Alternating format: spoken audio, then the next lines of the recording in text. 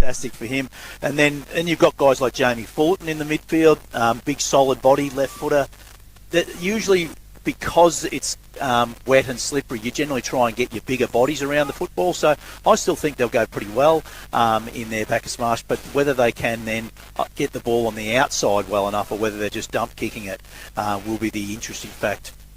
Or interesting thing for me to follow. Tyson Shea today, Eagles club games record for Bacchus Marsh, joining Dan Valden on 3:14, which is a massive effort. I mean, and what a day to get that special milestone. And I think if you could draw it up better conditions for a player, it's Tyson Shea's actually the type of person. I want it to be wet, cold, and terrible in Ballarat, and he'll have his 6-7 clearances and 15 contested possessions and try to lead the way in the Bacchus Marsh win. 3:14. So. He could get 350, couldn't he? You get about 20 games a year. Particularly with Bacchus Marsh, going pretty well. You should play some finals and whatnot. Yeah, he could probably get 350, I would have thought. Macca, I'm intrigued by the role of Toby Hutt today. Obviously playing in the ruck, but he's going to have to offer Gertz a little bit more respect than perhaps some of the other ruckmen he has in recent weeks. And that's not a criticism of Toby, certainly, but he will need to be more accountable for what Gertz is doing around the ground. How do you see that playing out? Yeah, well, Toby does have most of his influence actually outside of the first initial tap, doesn't he? He'll compete well in there, but he's going to be outbodied by Gertz, and then so he needs to have his influence around the ground. He often likes to get forward and mark it. Yeah, and what you're saying is he prefers to play his own offensive game.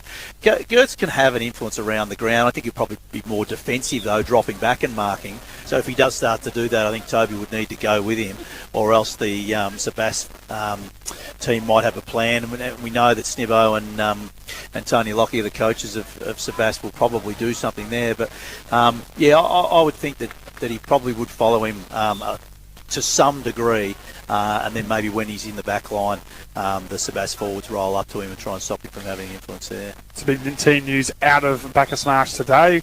Michael Katana will make his debut. Funny enough, Josh Huxtable, he warmed up with Williamstown, made the trip this morning in the game. He's now made his way down to play with Bacchus Marsh, so he was there as the rest emergency. He's playing. Isaac Nixon out with the flu. He'll miss. And in comes, Hamish Coulton's been left out. In comes Reece McGrath as well. So some big swinging changes there through the pendulum for Bacchus Marsh. But that's been sort of the year, Brad McGowan, with 39 players now using the season. It's one soldier out, one soldier down, and keep everyone guessing until the final moments of the bounce. It's so hard as a coach. I mean, you just have to set up a structure and then get everyone, as you're saying, next soldier in.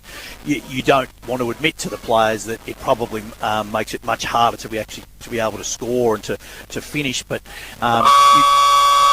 you just back your players to play the structure that you have. But so you said Huxtable was the first emergency for Williamstown. Correct. And they must have been playing at 1 o'clock or something like that. They're playing. Yeah, 12 o'clock start, I think it was. Oh, 12 o'clock. Perfect then. So he's able to do the warm-up. Everyone got through the warm-up, so he wasn't required. Jumped in the car or the helicopter, Sammy? Yeah, well, he's probably flexed on his teammates. Boys have warmed up with Williamstown today, and now the Rolls Royce is here to come and put on a show against Sebastopol. Well, we do love the Hux. He's a fantastic player, and he's going to be a very important cog this afternoon for Bacchus Marsh, as he always always is. I'm always interested with the use of a guy like Josh Huxtable, even on a day like today. Brad McGowan, we traditionally think he's a more of an outside type midfielder that use those electric ball use and that kind of thing. But on a day that probably suggests a bit more inside work, he might be relied on to do a slightly different role. Yeah, well, he is, for the listeners at home, he's a very skillful player with a slightly lighter body, so what means you can get knocked off it a bit easier in the contest. But some people think that if it's a wet, slippery day, then everyone's skills drop. No, the player with lesser skills get even worse, but the more skillful players actually really stand out on a day like this. And first of all, you need to be able to keep your feet in the contest, so the agile players that can move through traffic are really important. And then they'll be able to, the best kicks will stand out even more. They'll probably take the ball cleanly, and then their kicks will be even more efficient because there will be less accurate kicks as an overall percentage today. But if you can get the ball in someone like Huxtable's hands, if he can have 5 kicks inside 50 as opposed to your other inside mids that might be a bit stronger that just dump it in there, then that can be the difference in the game. And I think Sebas have plenty of those type of players who can use the ball quite well. It might be a Luke Keel in there. Cassidy's probably more of a blaster and handballer out of there. But Felix Henderson is one that comes to mind for Sebas, that will get a high number of possessions and will just use it so well. We know with Henderson, he in particular is a real second half player because he's that lighter body. Often Sebas, now that they've got more depth, they often start him on a wing.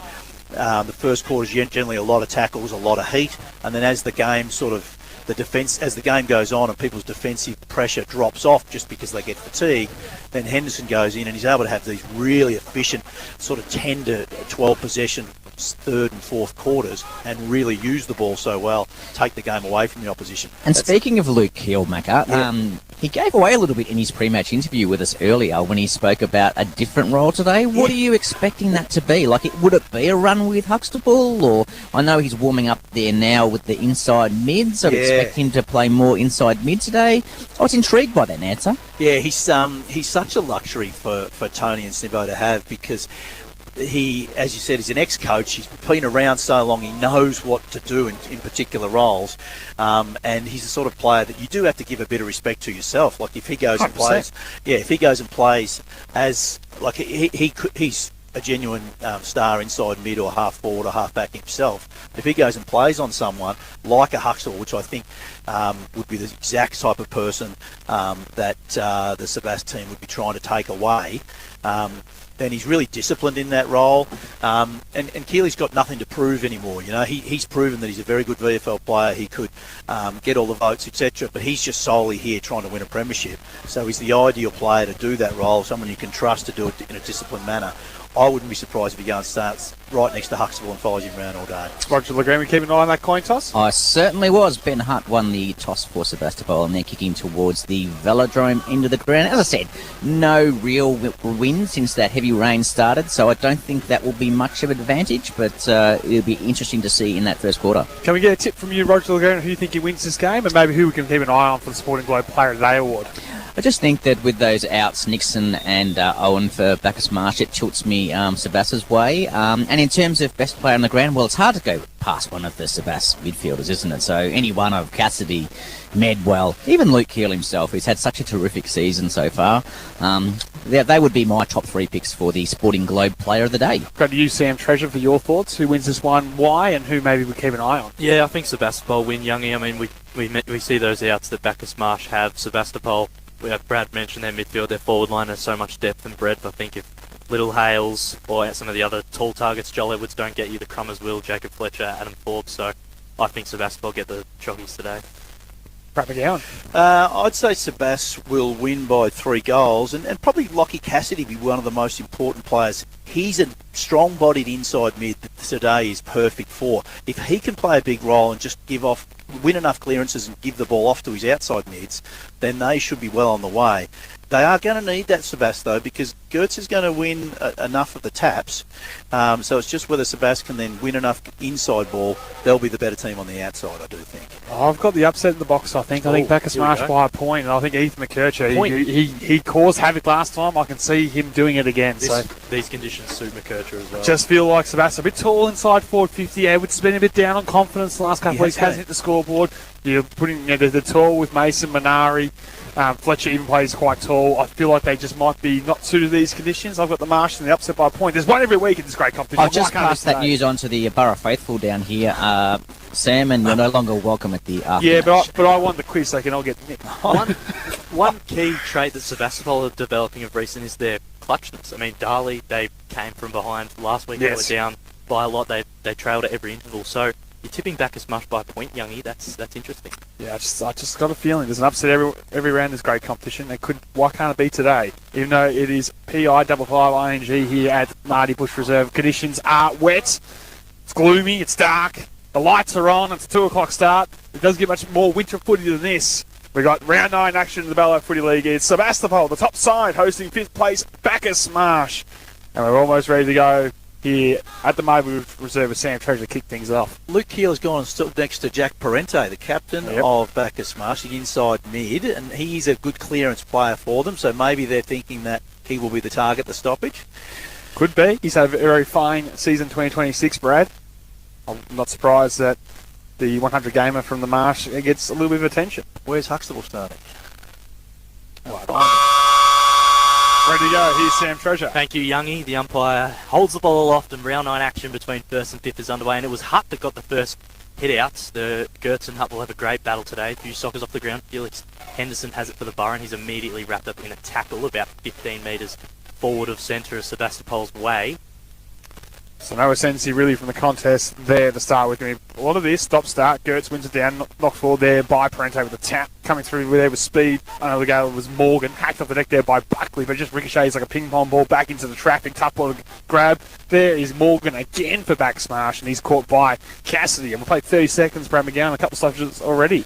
Yeah, you can see Hutt got the ascendancy when you can jump at the centre bounce, but after that, Goats is owning with his stronger body. So it's Cassidy who gets the clearing kick. It only went about 20 metres, and getting the crump of Banbury, but his kick was smothered really nicely. So Bacchus Marsh are going to get the first 50 entry here. Shallow entry. Leading out the front, though, is Kovacevic. Couldn't quite get the hands cleanly away. Few bodies over the footy. We're 40 metres out from the Marsh's goal, and Sebastopol are going to clear through Banbury.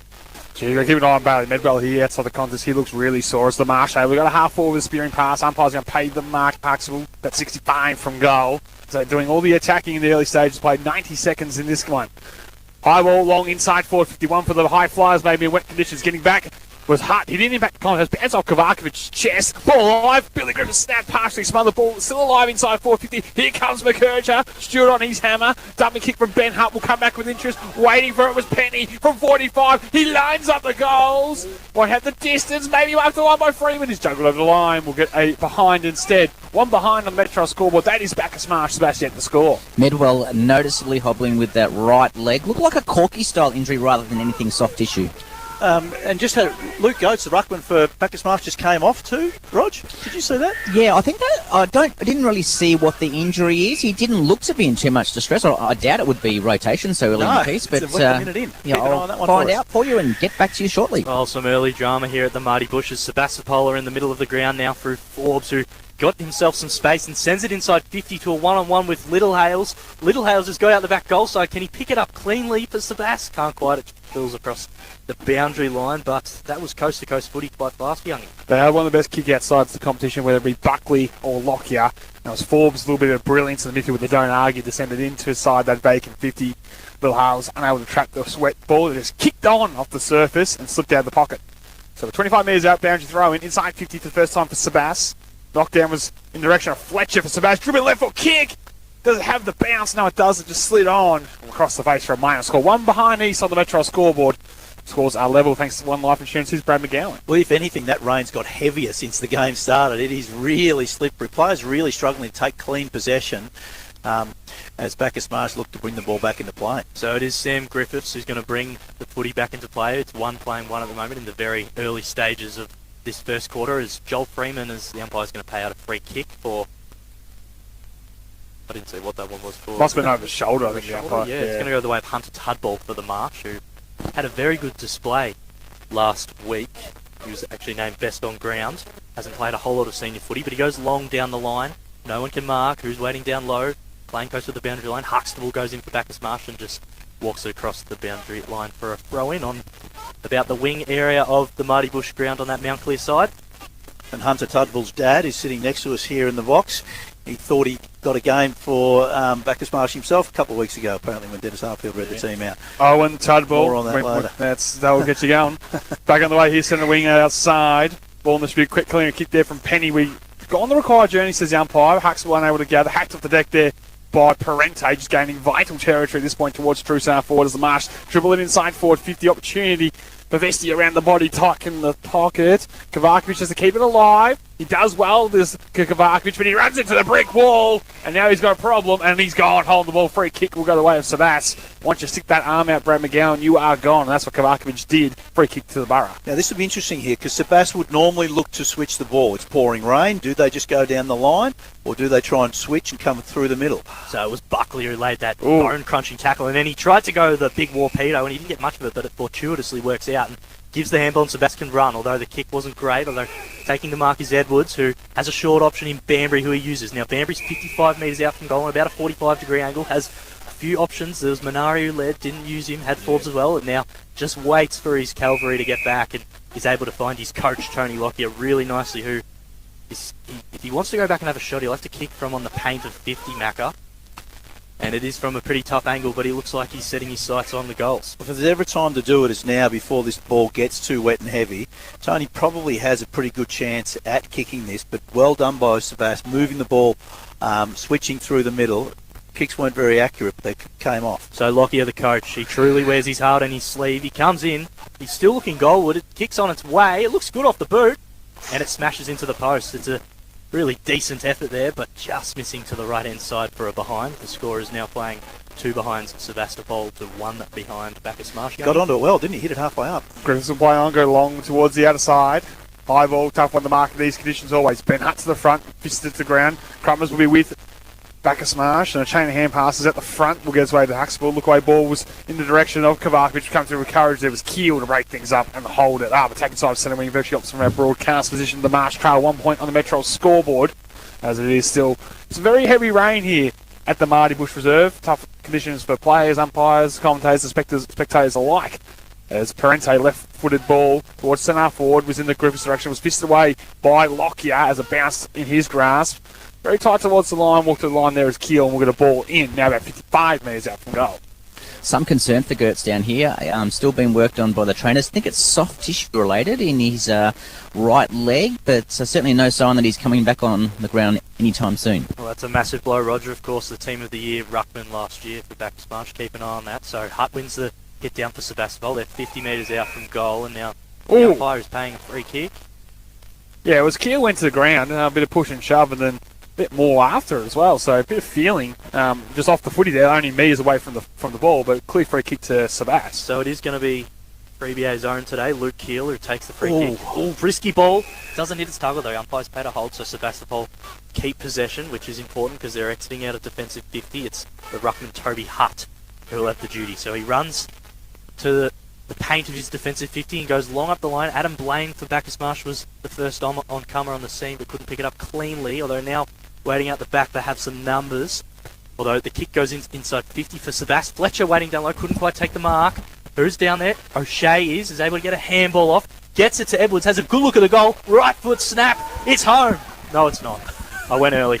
It's missed to the right-hand side. I heard a few people in the crowd. Yeah, he looked excited for a start. There's a few people around him trying to get up and about, Sammy T, so I understand it. Sebas certainly doing all the attacking at the moment. I love the way they're moving the ball very aggressively, and Bacchus Marsh are really finding it hard to slow them down. Bacchus Marsh keep numbers down the line, but because Bass is switching to that open space, they're certainly looking very attacking at the moment. Sylvester to the kicking duties this time. He's going to come broadcast side, high ball. Little Howes elected to fist it forward rather than try to take the mark with the wet ball. Hacked off the deck by Cassidy, and Sebas will dribble inside forward 50. Forbes always dangerous at ground level. Sock to his own advantage, get the ball alive. Stiff arm, ran out of tarmac, walked over the line. We'll get a ball in, 45 metres from goal. Sebas up, 3 points to the one behind of the Marsh. We played 9 minutes. It's a World Cup score right now, Youngie. 3-1. So with the Bacchus Marsh ruckman Luke Gertz being out, Kovacevic is in the ruck for them instead. And he does, well, that was Blaine who did well, and kick comes up towards the top of the square for Sebast. Couldn't quite take the mark. It was Keel waiting down low, although roving nicely is Hommelhoff, who goes for a handball inside to the top of the square, and Ben Hart has just hit the post, I think it was. Or was it Henderson? Yeah, it's Henderson. Had a good chance to kick the Borough's first goal of the day, but another behind Young. Another blemish on the scoreboard in these tough conditions. Marsh go quickly and look to go with the long exit towards the broadcast side. Kick us off the instep. A nice one-hander, if you don't mind, taken there by Sebastian, by Bailey Medwell, who's checked back in the game despite getting an early knock. He'll set up a high ball to the top of the square. Hot! One big fly, couldn't bring it down. Could Toby. The Marsh desperate at the ground level inside their own defence. It's Vesti who's caught in the tackle, and we'll get another stoppage. But Sebastian out of control territory here, Brad McGowan, for the last few minutes. Yeah, Bacchus Marsh finding it very hard to get out. Every player is within the forward third of the ground for Sebast, so there's not much room for Bacchus Marsh. So Hart just grabs it out of the ruck, has a shot on goal, although it's gone across the face. First to arrive is Vesti, who gets the clearing kick out for the Marsh. Bowls a few of them, playing close with the boundary line, and Raipanni will just, I was going to say walk across, but he ended up taking a slip and slide there, and hits the fence. Was Jamie Fulton, in fact. Yeah, Lockie Cassidy bumped him afterwards. Cass then was met by a few Bacchus Marsh players that weren't happy with it, but he is now rotating off the ground. So just inside forward 50 for Sebast, so lead by 3 points. One in the ruck there by Edwards, who just slaps it to the advantage of Forbes to run onto it. He couldn't gather. Was he held without it? Umpire says yes. Free kick coming up. An early opportunity, some forward time inside forward 50 as Adam Forbes was held without the footy and tucked in the right foot pocket. This is in the sort of check side wheelhouse area. Yeah, we've seen him kick check sides from here, although he struggled to make the distance at times. I hope he goes drop punt. What's he looking like? So Forbes with the wet, slippery ball for the opening goal of the game. He goes with the big check side. He gets good purchase. Does it have the bend? No, it does not. Distance wasn't an issue, and in the end, it's all missed and sundry. It's out in the full. No score registered. Yeah, so right across the face. Now, you can see that Bacchus Marsh are going to have this kick in. The wet ball has meant that they haven't been able to kick it very far. And there is a pack of, say, 20 players down the line. So if he goes down the line to that, it's going to be hard to get through it. So Penny just takes off and kicks long down the line to that big contest. No one can mark, and it's missed everyone. In fact, he's gone out of bounds on the full. Gert's preparing to come back on, boys. He's actually had a couple of things strapped. One just under his chin, so some blood leaking from his chin, but also had his leg restrapped. I suspect it's the chin that's causing the most grief at the moment because he's bleeding quite profusely. So Rake Brand sends it inside 50 for Sebastopol. They're 30 metres out from goal. Few players flew. No one can take the mark. Waiting down low, although dangerous in these situations is Forbes, and he has a look at the goals, and he kicks a right foot snap for the first goal of the day. Forbar. That's 21 for the year. He's having quite a phenomenal season, is Adam Forbes. He's kicked the third most in the competition, and he gets us underway today, Brad McGowan, for One Life Insurance. Oh, he's exciting players, and that was a perfect opportunity for him just to be able to pick it up off the ground and spin onto his right and kick that goal. As Luke Gertz comes back onto the ground, he's got a tape job that looks uncomfortable, in a word, boys. So the tape goes around the back of his neck and then comes up trying to cover. It was a bit like as if he cut himself shaving, and they've used some ankle tape to do so. He wouldn't be able to talk properly. It's going to be uncomfortable all day and probably continue to bleed as he tries to adjust it right now before he jumps in the ruck. Borderline mummified is our man Luke Gertz in the ruck, but he's back out there, which is a good sign for the Marsh to get one of their predominant A-grades out there, and he wins the tap down to Shea, flicks the hand pass to Huxtable, maybe held without it, forced to just hack it off the deck, ball alive at half forward here for the Marsh. At ground level, ugly, dirty ball to deal with. McKercher likes these inside with the hand pass off the belly, good to see kick smothered there by Wilkinson, who took the risk, left his man applied the smother, ball alive, still inside the fence, 50 for Sebastian, Little Hales let it slip out, diving in was Keel with the soccer. In the end, it bounced around 22 players. Well, let's it roll on. Tudball there to get it. Shea as well. Hand pass inboard by the Marsh. Will work out. Quick first touch there for Katana as he flips it back with the hand pass. Shea again, desperate. Just slapped it out wide to the voice of Katana, who would retreat back with some classy footwork, and nice little chiseling ball finds Vesti about 80 from goal. So Zach Vesti will endeavour to send Bacchus Marsh into 50, which he does. Freeman flew, couldn't take the mark. Ball spills to ground. Maybe taken without it was Wilkinson, and he's going to win himself a free kick. So Sebastopol can look to go forward now as he sends it out wide, looking for Keel, who couldn't quite hold on. It was contested nicely by his Bacchus Marsh defender, and they might have a chance to go back inside 50, which they do. It's the debutant Catano, sends them inside. Freeman couldn't hold on. Waiting out the back is Shea, and he's pushed over the boundary line for a throw-in a dangerous spot, the right forward pocket, Bacchus Marsh goal. So Joel Freeman, a clear target for Bacchus Marsh. So Joel Freeman was the one that he came up and played a year at North Ballarat, didn't he? And then has gone back. Is a handy target. He's averaging 1.5 goals a game for the Marsh. Inside forward 54, Bacchus Marsh. Cassidy will get the clearance, so spits it back to Keel. Tries a high jumping kick and gets a lot of airtime for this one. It's going to be tough on the mark. Offhand spills at the back. Fletcher weighted down. Right foot kick will go towards true centre forward. Foot race will be on in earnest. Edwards in front of Griffiths. Slipped from his grasp to Sebas. The big fella's good enough to pick it up. Griffiths applied the tackle. Balls now move towards more centre wing on the outer side. The Marsh hold up from that one-on-one ball. Umpire lets it roll on for a long time and eventually does spit out, which will favour Sebastopol as they retreat the hand pass off the Keel. Dumping kick was almost a barrel as it goes towards centre forward. Tough one to mark. Waiting down to Toby Hart. Fortuitously, right foot kick around the body will go towards full forward. Dangerous ball to deal with. Forbes went to ground. Peels for free kick, not going his way. Hacked attack by Henderson of Sebas as they keep it alive inside forward 50. Bounce between players, real dirty ball inside 50 to deal with. Bacchus Marsh desperate to hold things up. In the end, they will get a whistle to the mouth and we'll get a breather about 25 metres out from the goal face. I love the Sebas forward structure there. Joel Edwards almost playing like a soccer striker, just holding the ball up. Then they get it in deep, and Adam Forbes looks really dangerous at ground level inside 450. So Sebastopol pushing again. The score is 1-4-10, Sebas 0-1, Bacchus Marsh on the Metro score. We're going to get another stoppage, a boundary throw in this time in the right forward pocket of Sebastopol's end. They're kicking towards the velodrome. We're glad to have your company today on 3BA Footy's home ground, thanks to D2E Gyms, as Keel is waiting to rove the crumb. Kicks it towards the top of the square. Tudor was there, couldn't hold on. Still in a precarious spot for the Marsh, and we're going to get a stoppage at the top of the goal square. Quickly around the grounds for Grow Vida. Sorry, Brad. Yeah, Darley have absolutely bounced out of the blocks against Ballarat. 5 goals in the opening 12 minutes to lead by 31 points. Devils off to a fantastic start there. Umpire's picked out a free kick for a hole. No, he's let it roll on. I thought he was going to put whistle to mouth. Ball now exits D50 for the Marsh. Parente trying to go to work at ground level. Hutt on his hammer. The two captains collide as kicks up and under, not required journey. Henderson over the top will find its way to Cassidy, tucked up against the boundary line. He kicks a dribbling one towards full forward, and in the end, desperate on the line. The Marsh get across through Vesti to see it through for a rush behind. 1-5-11 on the Metro scoreboard. That is Sebastopol. Bacchus Marsh. They kick the opening score today and behind. They're still on that 1 point. They trail by 10 points here at the Marty Bush Reserve. So Zach, the Bacchus Marsh have so many defenders back, don't they, guys? It's going to be hard for Sebastopol to score. They're doing well. So can they just get some consistent tempo? The Marshals, Vesti that kicked the kick out and the ball got spoiled back into the Sebastopol's 50, although now it's tapped out and it spills out of bounds about 60 metres out from Sebastopol's goal on the Midland Highway side of the ground. We get a boundary throw in. No lasso as it was off hands and it's at not the last disposal, despite some appeals maybe from the faithful here. But it's got to be the possession that goes out of bounds and not be touched to be paid for that lasso free kick. One down there by Gertz. Cassidy, strong in the hips, sidestep superb, standing barrel if you don't mind to a vacant goal square. He needs the bounce, and he got it! Thank you very much, Flux the fortune for Lockie Cassidy and for the Borough. Get 2-5-17 on the Metro scoreboard. Bacchus Marsh the one behind. Was really interesting to watch the Sebas midfield at that stoppage. The Sebas players had clearly decided that they were less likely to be able to win the tap. So every Sebas player went and stood with an arm across a Bacchus Marsh opponent and didn't move, so there was no target for Sebas.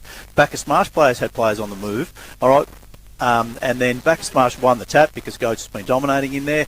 But Sebastopol were then able to just, as you said, fortuitously, because they were on a man, they were able to then take that first possession, and Cassidy turned and kicked what was a pretty important goal. Yes, well, Cassidy getting the leg break there, kicking Sebastopol's second as back in the middle. Gertz is back out on the ground and wins the hit down. It's to no avail as for now. Footy's on the ground and umpire is going to pay a free kick going the way of Bacchus Marsh. It's going to go. Yeah, it was out of the zone. Umpires picked that free kick there, hence a little bit of confusion, but Fulton will end up with it. Jamie Fulton is the beneficiary who sends a short low ball looking for Griffiths, although waiting first there was Hutt. Couldn't quite hang on to the mark though, and ball spills to ground and lots of players ferret around it for a boundary, a throw up about 50 metres out from the Marsh's goal. The go by to Ballarat, that came down at Daly Park. Billy Myers has actually swung forward. The Swiss Army Knights, he's kicked 3 of those 5 goals. Oh, wow. As Medwell will get the clearance for Sebas as they look to go towards centre wing. Fletcher in front. Went with the chest mark attempt and then put the Dukes down, but allowed access for Penny with the spoil ball. Still alive. Medwell's follow-up was good. He's hit hard. Crunch towards centre wing. And we'll get a ball in. Him and Fulton collided with real velocity.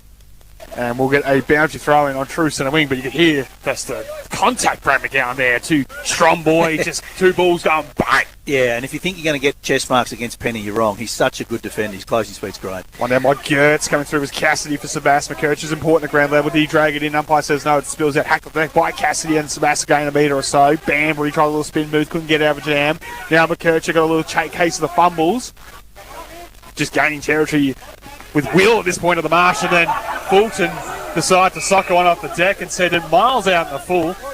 And free kick to the Borough. He gave a bit of a wry smile as if, I shouldn't have done that. Well, even if he had hit the line before and out the full, would have been the last free kick, but out the full the result. He's not getting a call up from the Socceroos anytime soon with that, Jamie Fulton. But as Sebastopol now through Cassidy, he's looking inboard at Lockyer, though his kicks is uncharacteristically off target. Huxtable couldn't quite mark, though. Hutt socket off the ground. Fletcher couldn't pick it up. Now Toby Hutt does, and handball comes out to Ben Hutt, his brother. Footy just spilling around as Gates kicks it towards centre half forward for Bacchus Marsh, although Stewart is first there for arrives to Sebastopol, but he turns it over to Griffiths. Griffiths has got Locke in goal side, and he looks at the inboard handball. He heard the voice of Parente, but he couldn't quite get it to him cleanly as the two number threes now go at it, Parente and Banbury, and Parente just snatches it from his grasp, and now some players jump on the footy and we'll get a ball up about 40 metres out from Bacchus Marsh's goal. Billy Griffiths, the sort of small forward for Bacchus Marsh, he does average 2 goals a game. He's got a helmet on there. He looks dangerous today. He's the sort of player that I think will find a way to score. We go inside 50. Hutt wins it down decisively down to Medwell, and Sebastopol exits towards the broadcast side. Bouncing ball, Keel in front between two.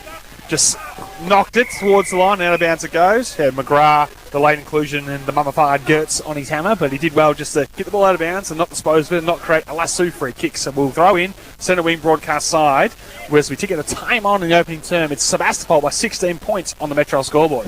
So wet, slippery conditions here at the Muddy Bush. Very tough underfoot as Gertz uses his frame to win the hit down, but to no avail, although soccering it nicely off the ground was the debutant in Katona. Now we're about 30 metres out from Bacchus Marsh's goal. Sebastopol have to be resolute. A kick came off the ground from Huxtable. It's gone out towards the boundary line though. Inside 50, no lasso, but we'll get a boundary throw in about 30 metres out from Bacchus Marsh's goal. Callum Stewart for Sebastopol there just has to be careful, doesn't he? He's picking the ball up in defence. He's giving some handballs that are a bit dangerous. His opponent, Billy Griffiths, sweated on them twice, nearly stolen them. So inside 50, can the Marsh get some bang for the buck for the territory the last couple of minutes? Comes through his foot and unable to get hackled there by Lockie and Sebast. Doesn't clear D50. Finlay too slow, caught in the tackle, ball spills out. Good umpiring by the umpires. Medwell comes across to Lockyer. He'll go over the top to Keel with the 1-2. He threw it off there to Medwell. Dump kick down the line. Forbes in front. And able to slip the tackle. Dranson maybe held without it. Umpire lets know. And out of bounds it goes. Must admit, that was pretty skillful between Keel, Lockyer, and Medwell there on the boundary line. Able to just give little quick handballs running at top speed in these slippery conditions. They're able to work it out nicely. Territory is the name of the game, isn't it? 17. Yeah, it is, Youngie. We're on true centre wing as Gertz over the back. Lockyer roved it for Sebast, gave it off to Medwell, and he'll look to kick a dumping kick, but didn't get anywhere near as much purchase as he would have liked. Forbes roves it, though, on the bounce, gives it off to Keel. Keel sends it inside 50 and gives Minari a chase. 2 Bacchus Marsh players will be on his hammer, and it's going to beat all corners for a boundary throw-in. But in a dangerous spot once again for Sebastopol, Brad McGowan. Yeah, well, the last few stoppages the Sebast players haven't got on the move. Although this one here they can, because if you're a defensive ruckman here, you have to hit the ball in front of you. So the Sebast players would know that. They should be able to get a move across the front of the stoppage in defensive 50, because the hit will always go forward just there. Edwards does that down to Banbury, kicks partially off the booms, almost a perfect call by you, Brad McGowan, for one life insurance, but the Marsh mop up at the full back position with a high ball to clear D50 to true centre half back. Coming across with McKercher of Bacchus Marsh in the Huxtable direction, clean at ground level. Left foot kicks off the outside of the boot. Griffiths did well, just got Wilkinson out of the way. Stewart comes across. It's off his boots. There'll be a lasso free kick. Number 2 of the afternoon. It'll go the way of Billy Griffiths. So Billy Griffiths, the beneficiary of the lasso, looks to play on quickly, goes to the paint of 50, although Wilkinson's home, although very slippery conditions, he can't hold the mark, and it's pretty understandable. It's very wet out there, isn't it, Roger Legrand? Certainly is, and the players, that footy's become pretty heavy very quickly. It'll be interesting to see what they do with the footies today, whether they swap them over quarter by quarter or we've got the one for the whole game. Yeah, I think they'll need to swap them over quite regularly, Roger, if it's up to me. And one down there by Gertz. Parente coming through. Hutt strong in the hips, got the handball away. Huxtable clean at ground level. Right foot kick around the body was off the instep, so didn't get the territory he wanted. Cassidy will clear with the dumping kick. Hummelhoff able to mark for Sebas. Medwell coming through. He's had a lively opening term, a good bit of strength. Right foot kick from half back will go towards centre wing. Ball to deck. Heel coming through. One by Morgan in the end to be the beneficiary of some high contact. Actually, sorry, my apologies. It's Blaine. A bit clumsy by Keel, wasn't it? Just giving away a free kick. So Blaine, in his 4th senior game, with the fluorescent orange boots, kicks towards centre forward, although no true target at reach, although McKircher's in there to swoop on the footy and spins one way and then gets through 2 defenders, or does he? Nearly bit off more than he can chew, but it's a good handball in ball to Fulton, who's 60 metres out, kicks it to a dangerous spot, waiting out the back. That's some numbers, but it just trickles out of bounds for a throw in next to the goals. That forward entry would hurt your brain sometimes, Brad McGowan, with the high long kick to the centre half forward when in these conditions, just really inviting the pressure to go to the slingshot the other way. Yeah, I do agree. So Gertz stays out now, and Freeman will take the ruck inside forward 50 for Bacchus. And he likes to take these ones out of the air and have a pot shot the goals, but he goes with the tap towards the full forward position, hacked off the deck by Curtin of Sebas. Lockyer outdisappointed his opponent this occasion, then just hacked it off the deck and it skids on about 40 metres if you don't mind from a little soccer. Finlay's got to be good, his handball was poor. Only as far as Mason, dinky little right foot kick towards centre forward. That striker and Edwards just trying to flick it on with a tap. Blaine was clever, got it back to Vesti, and the Marsh can come out towards the broadcast side. Should be opportunity for Tud. Ball slipped through his grass, should have probably marked it. Now he's got a problem, has support, he just knocked it back to the debutant. Catano's run now, welcome to the BFL, Michael, you're gone. Hold the ball, good tackle there by Mason. And So- an opportunity to go forward for Sebas. So Mason, a gripping tackle, sends a shallow entry inside 50. Good mark was Edwards, although where are the runners getting back for the Marsh? There's a few and they just tick it over the boundary line once again for another stoppage, but we are deep inside Sebastopol's 50 once again. Bacchus Marsh will be a bit disappointed with that. They had the ball inside 50 for 5 minutes or so, just didn't create enough opportunity to score. So, in what is a good day for a slip and slide, we go again. Gert's got the hit down, though, waiting down low, and Hummelhoff read the footy best, got onto his left foot and just spun and kicked a snap from 15 metres out and kicked Sebastopol's 3rd goal of the afternoon, and that was a classy finish from Jed Hummelhoff, Sam Young. Another shot on goal from a forward 50 stoppage, and that's what I was talking about before, that the defensive ruckman, when it's a boundary throw and inside your defensive 50, you don't want to hit it out, you don't want to hit it behind your head because then there's too much space there, so you've got to hit it towards the boundary line. So the forward flankers and the inside mids for Sebas know, well, if our ruckman wins it, they'll hit it forward. If the opposition ruckman wins it, they'll hit it forward. So start defensive side, run across in front of the ruckman, and Sebas have had 2 players go through the front each time, and that has resulted in a couple of goals. He's one that's having as a bit of a result. breakthrough year, Hummelhoff, isn't he? Young? Yeah, he's had a couple Doing some super things. of injury interrupted years, but Sebas have now the ascendancy on the score sheet as Parente lets it slip in the tackle. Keel follows up, and the Marsh just try to fist it forward, and they can't get past Buckley, who goes out wide to Henderson. Now he just needs to find Edwards in the lead. We've got the Geelong trio, and he finds Edwards on the bounce, but he couldn't hold on with the wet stuff. Griffiths did well initially, but Henderson threw with class. Off there to running Bambury. He's run down from behind by Huxtable. Umpire said no prior opportunity, stripped in the tackle. We'll get a stoppage. Fascinating to watch the rotation of that Sebas midfield. So obviously Cassidy spending time off the ground at the moment, but Banbury is rotating between the wing and inside. Medwell, there's quite a number to choose from and quite a deep rotation. So Gert's got it down to Penny, who has to be fast. Keel picks it up, 40 out from goal for Sebas. Sends a high one to the top of the square. Blaine is there, although coming in was Hutt. Couldn't hold on. Who's crumbing? Here's Fletcher on his left foot. Gets a good look at the goals and he sent it home. Jacob Fletcher, Sebastopol hitting a purple patch here at Marty Bush. They move to 4-5-29, leading Bacchus Marsh just the 1 point on the Metro scoreboard. Here's the voice of Brad McGowan for One Life Insurance. Well, Fletcher kicked the goal, but everyone ran to Toby Hutt because he ran backwards with the flight of the ball, 20 metres, no regard for his own safety, kept his eyes on the ball, jumped into the pack. Bacchus Marsh had the numbers. They should have been able to mark the ball, but because Hutt kept his eyes on it, that caused the ball to come to ground, and then Sebastian's had the weight of numbers, and they're looking to really take the game away from Bacchus Marsh here in this first quarter now. Jonathan Brown-esque was Toby Hutt there with the flight. Almost took a wonderful mark, and well called by you, Sammy T, as Fletcher made it 4 for Sebas to start here at the Marty Bush Reserve, doing all the scoring on the Metro scoreboard to have what I think in this section of the game is a big 28-point lead. Yep. We're back up the way here at the 28-minute mark of the opening term. One of my Gertz to Parente's caught immediately by Keel, and that seems to just be a simple head-to-head match-up that they've identified the importance of Parente in the middle. Well, he's been the target at the stoppage, so Keels will try to stand next to him where he can. One down by Gertz again.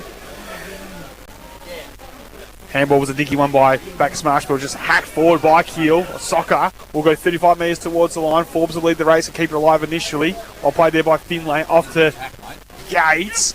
Piercing ball's got to be good. Hutt unable to mark the wet footy. Hand pass was pulled by the Marsh again going forward. Kirch strong initially. Spun 360. Only went as far there as Keel, who just holds it in from the Huxtable tackle. And we'll get a ball up on true centre wing. 28.5 minutes gone. Opening turn. So on true centre wing here right in front of us. Yeah. Best position in the house. Thanks to D2E Ginge from Delcombe to Windermere. Never too far from the D2Es. Gertz uses all 202 centimetres. Tries to hit it onto a teammate in Gates for Bacchus Marsh, but it spills out of bounds. Been a lot of talk about rule changes, Bram, again. I've got one for you that I want. If the ruckman touches it in the hit out and no one touches it, goes out of bounds, I think that should be an insufficient free kick the other way. That would make it even faster. So at the moment, if it goes out on the full, it's at free, but you're saying if it bounces, it still should be a free. I don't mind it. So Gertz again. Bacchus Marsh are going to get the clearance here through Penny, the former Collingwood VFL player. They kick towards 50. Just couldn't quite cleanly dispose the footy. There's just a bit of errors going on, and Sebastopol come away with it through Buckley, who kicks it up towards centre half forward for the Borough. Footy's out the back now. Has to be resolute here. Does Sam Griffiths get spun in the tackle, and Bacchus Marsh will come back the other way through Tudball, kicks it out towards the wing. Nice one. Good mark from Fulton, who goes inboard to Parente, captain. Still time, I believe. 29 minutes played here. Use the runner. So Bacchus Marsh going to kick inside 50, but no one's home except for Coach Lockyer for the Borough, who takes a nice intercept mark. Yeah, really falling down inside forward 50. Their whole forward half. That Sebas half back line, full back line, doing very well. And he's tried the barrel, and it's an absolute shank from Lockyer, more of a floating one towards centre wing. Remarkably falls on the left side for Henderson. He tries the underground handball to himself, Kevin Bartlett style. He soccers it to himself and says, "I am the man." He almost picked it up too. Then Felix did well. It was wet weather. And in the end, Bacchus Marsh get players across. I haven't seen that. That was remarkable. The old handball to yourself, sucker to yourself. Felix says, "I am the man, Brad." Now we know Tony Lockyer gives out barrel licences. Does he deserve the barrel licence after that? I think he might be in trouble. I think him and Buckley will be telling him, "Oh, I'm the barrel man. You just stick to the old drop punters tone." Bacchus Marsh get the clearance, high ball down the line. Buckley against Morgan. Fisted down there by Buckley of Sebas. Coming through was Kovakovic. He was unable to gather as it slipped out. Keel's been good. Handball back to Buckley from a standing start. An attempted barrel. Big fly over the top there was Penny unable to mark as he brought it to ground. And in the end, there'll be another stoppage piece or honeypot sort of stuff. It's been a lot of stoppages to start here as the wet conditions continue at the Marty Bush Reserve. To go via Ballarat, East Point jumped away on Sunbury down at Clarko, 4 goals to 3 halfway through the first quarter. Thank you, Rogers. We're back underway here on the Mount Clear side of the ground. The wings, no one can pick it up and dispose cleanly. We'll get. Oh, in fact, it's been a lasso call, I think. It was a quick conversation. I think they're going to go to the boundary throw in. It might have been just above the knee. No, it's going to be a lasso. It is going to be a lasso. So they were talking about, they were pointing to the leg, weren't they, Sammy T? And they weren't sure where the contact was, but free kick to the Marsh is the result. Yeah, the Arc gave the free kick. So, yeah, Right Penny goes long up the line to a big contest. Buckley is able to gather for Sebastopol and kick towards centre half forward. Edwards presented, couldn't quite take the mark. Now waiting down low. It's Kovakovic who sends inside 50 and is able to find skipper Parente. He's 55 out from home, so Bacchus Marsh, a late goal here would be brilliant for them. Stewart, though, able to get the crumbs for Sebastopol and clear the footy and just find Banbury on a nice 30-metre kick. Banbury go lateral across the keel. We had Felix Henderson as the overlap, didn't use him initially. Decides he wants to go longer with a late entry inside 50. Was able to use the stand rule, now front one towards full forward. Hutt the target! Unable to mark as Toby brings it to the ground though. Forbes will like this opportunity, couldn't quite pick it up. Finlay clears with a dumping kick, but might come back with interest. Waiting for it is Henderson. He steps through a whoopie tackle, lines up from 45, and always looked near side of the boot in the end. He's lucky to scrape it through for a minor score.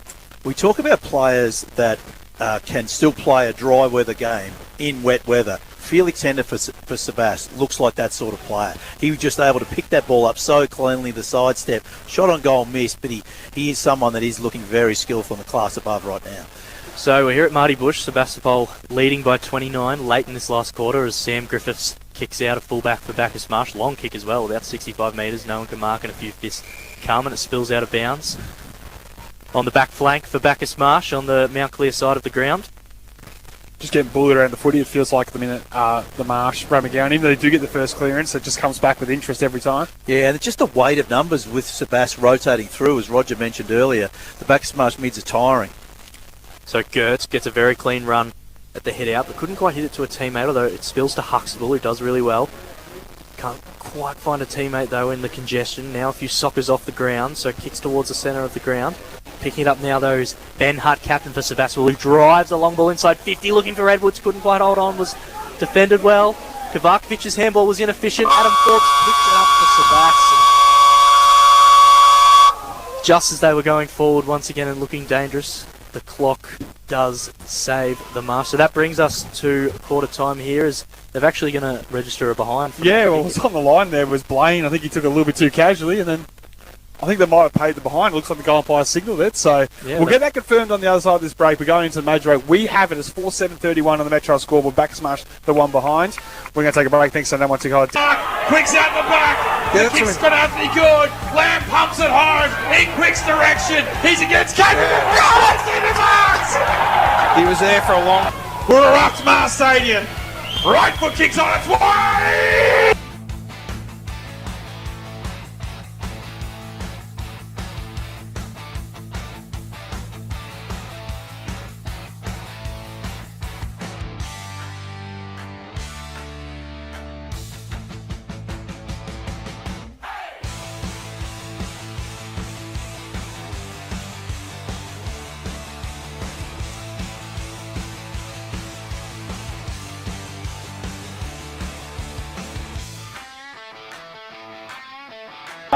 I originally only saw the last 17 minutes.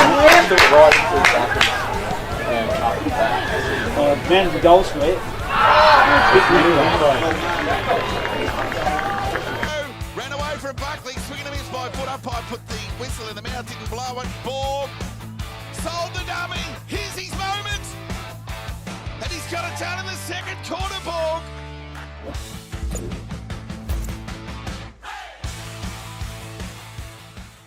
Every craving that comes your way.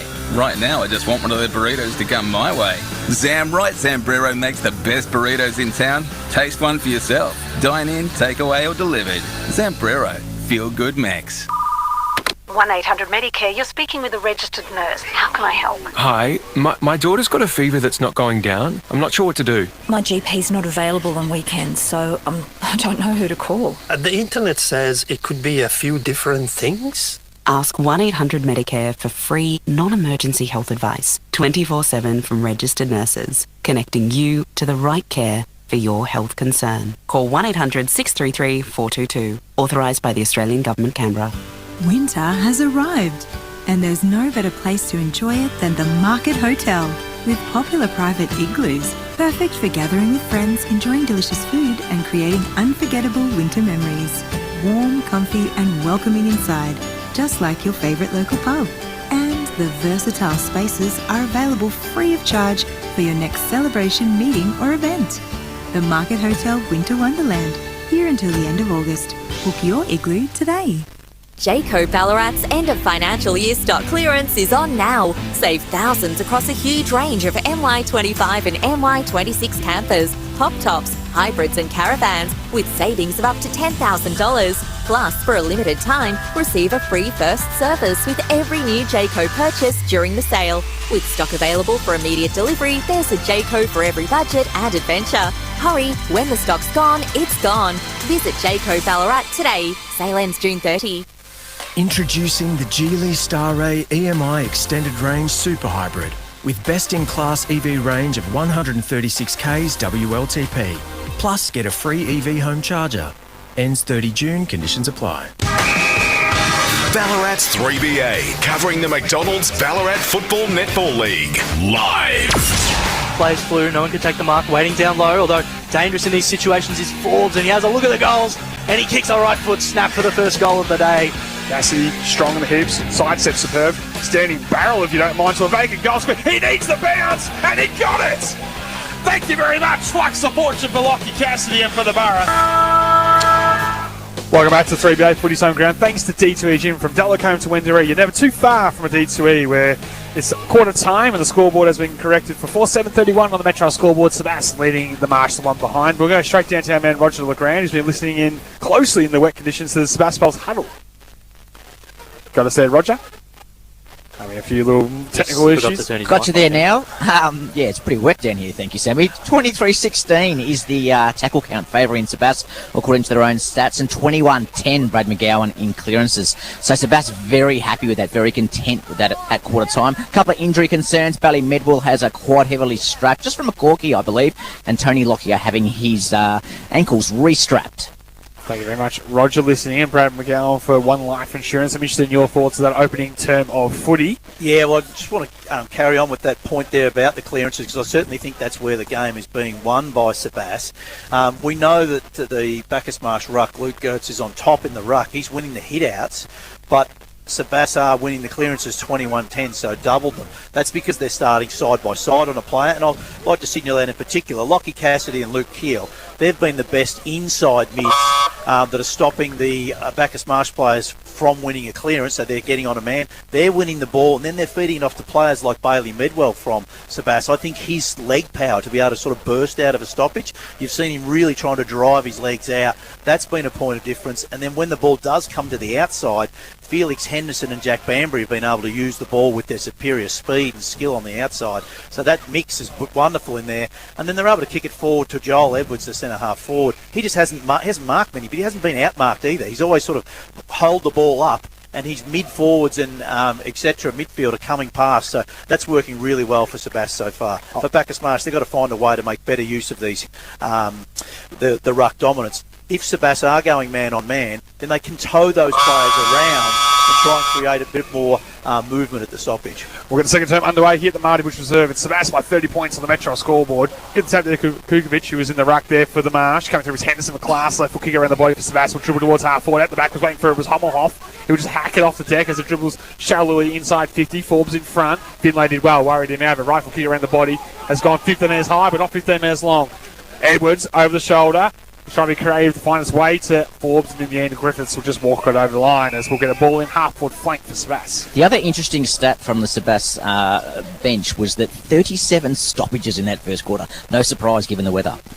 Thanks, Roger. So let's see if Bacchus Marsh can come out with some renewed enthusiasm and fire the first shot as Little Hales goes in the ruck for Sebastopol, gets it down to Edwards, who kicks a right foot snap squaring ball to about 20 metres out, and presenting best, reading the drop zone best, Toby Hutt for Sebastopol takes the mark and will go back with a chance to kick the first goal of the second quarter. He's about 30-35 metres out, just right of centre, Sam Young.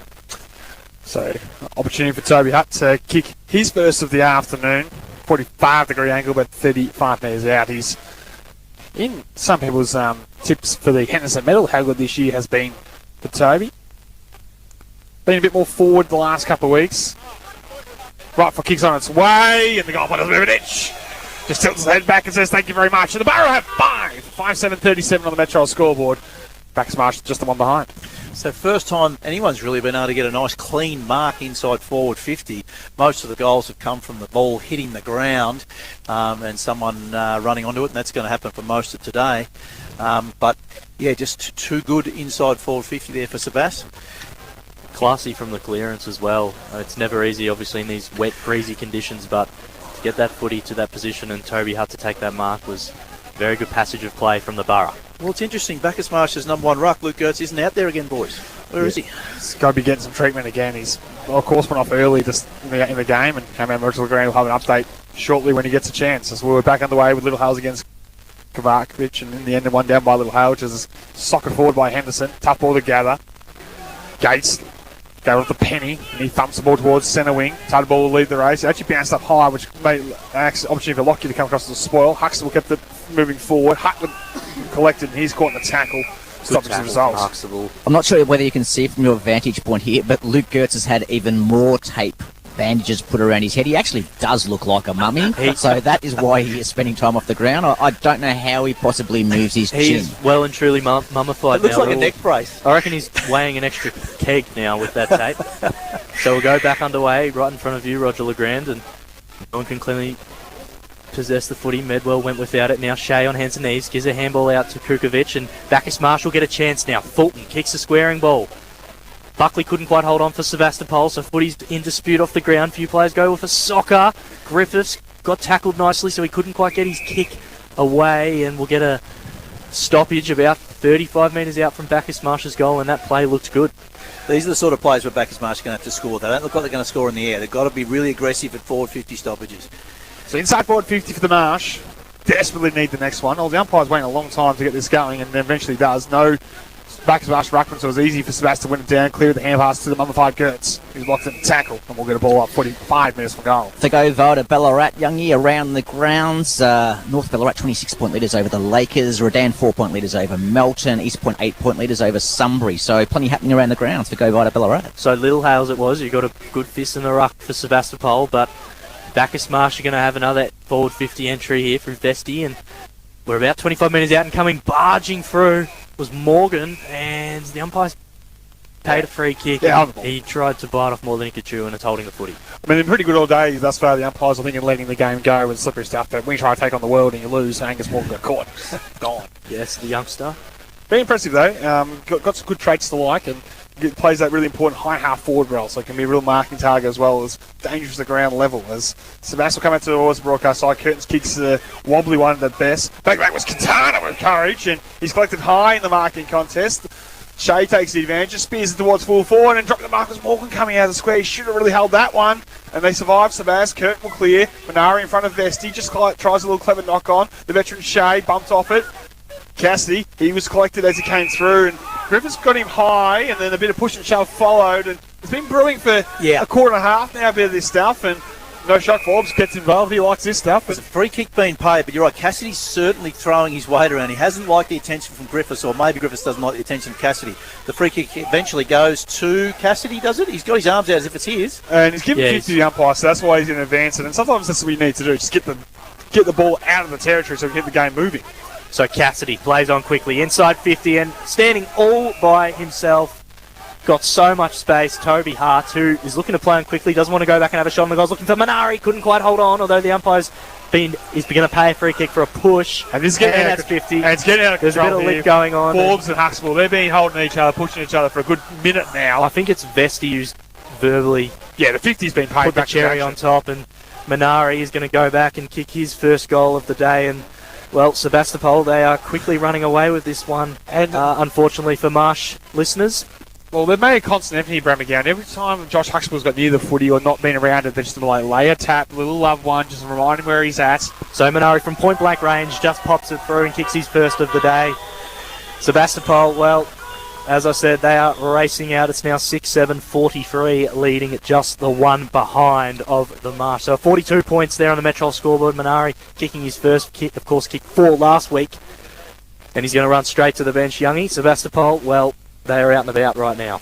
It is hard to know who's actually causing the scuffles, isn't it? I do agree that Sebas have put a target on Huxtable, and they're not doing anything untoward. They're just making sure he knows that there's 18 players on the field that want to stop him from having a good game. So it is those little bumps, etc., which are getting annoying.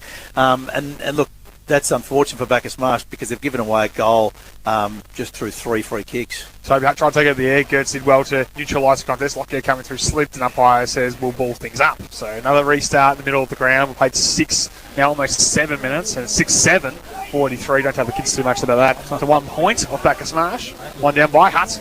Comes through was Henderson. His handball was cocked up to Huxtable. He's caught in the tackle. Umpire said it was stripped.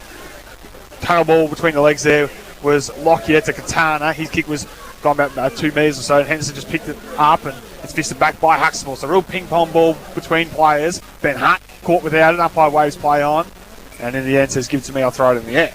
That footy's a hot potato right now. It's just a slippery bar of soap, Sammy T, in this wet conditions, I would have thought. So, Gertz and Hutt. Gertz wins a hit down for Bacchus Marsh, but immediately wrapped up in the tackle was Tudball, so we'll go again, right in the exact same spot.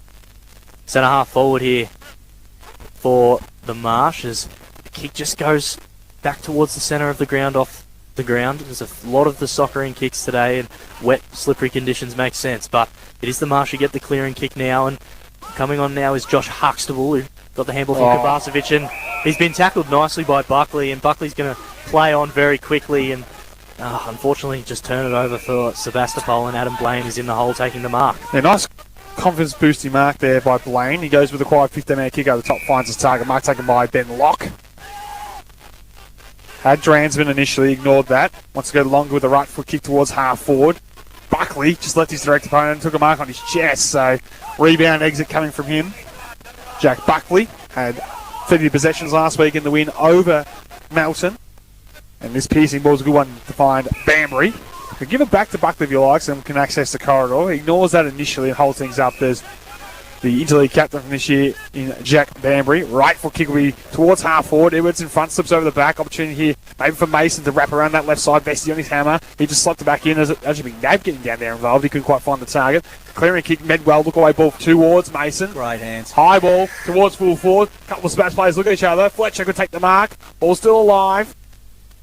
Cassidy picks up right one snap from Lockie Cassidy, and another brilliant goal to the champ.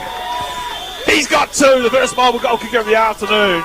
And looking at another best on ground performance and some Sporting Globe voucher potential there, Brad McGowan from Lockie Cassidy. Yeah, he's looking wonderful, isn't he? This, as we said earlier, this game is meant for him. He's so good at ground level. That was another ball, just one at ground level, turned and kicked a beautiful goal. And Sebastopol just seeed to have the next player in each time. They just seem to be that bit more skillful. Bacchus Marsh are having a good crack at it, but what I'd like to see is that Bacchus Marsh get some more value from these hit-outs. I'd just like to see maybe some personnel change and some maintenance flicked here drastically for the Marsh, because they're getting no bang for their buck at the minute. So it is 49 playing 1 on the Metro scoreboard in favour of Sebastopol as Bailey Medwell's bursting through the middle, tried to take on one tackler, got through, just got the handball away at the second. Huxtable couldn't quite charge his way through, and Sebastopol going to go again here through Banbury, looking for McNabb over the top for him, too tall, and it spills out to back through the behind post for a minus score to Sebastopol. That's now 7-8-50. Sebastopol leading Bacchus Marsh. Still just the one behind, haven't hit the goals yet. Yeah, gone forward in this turn, McNabb.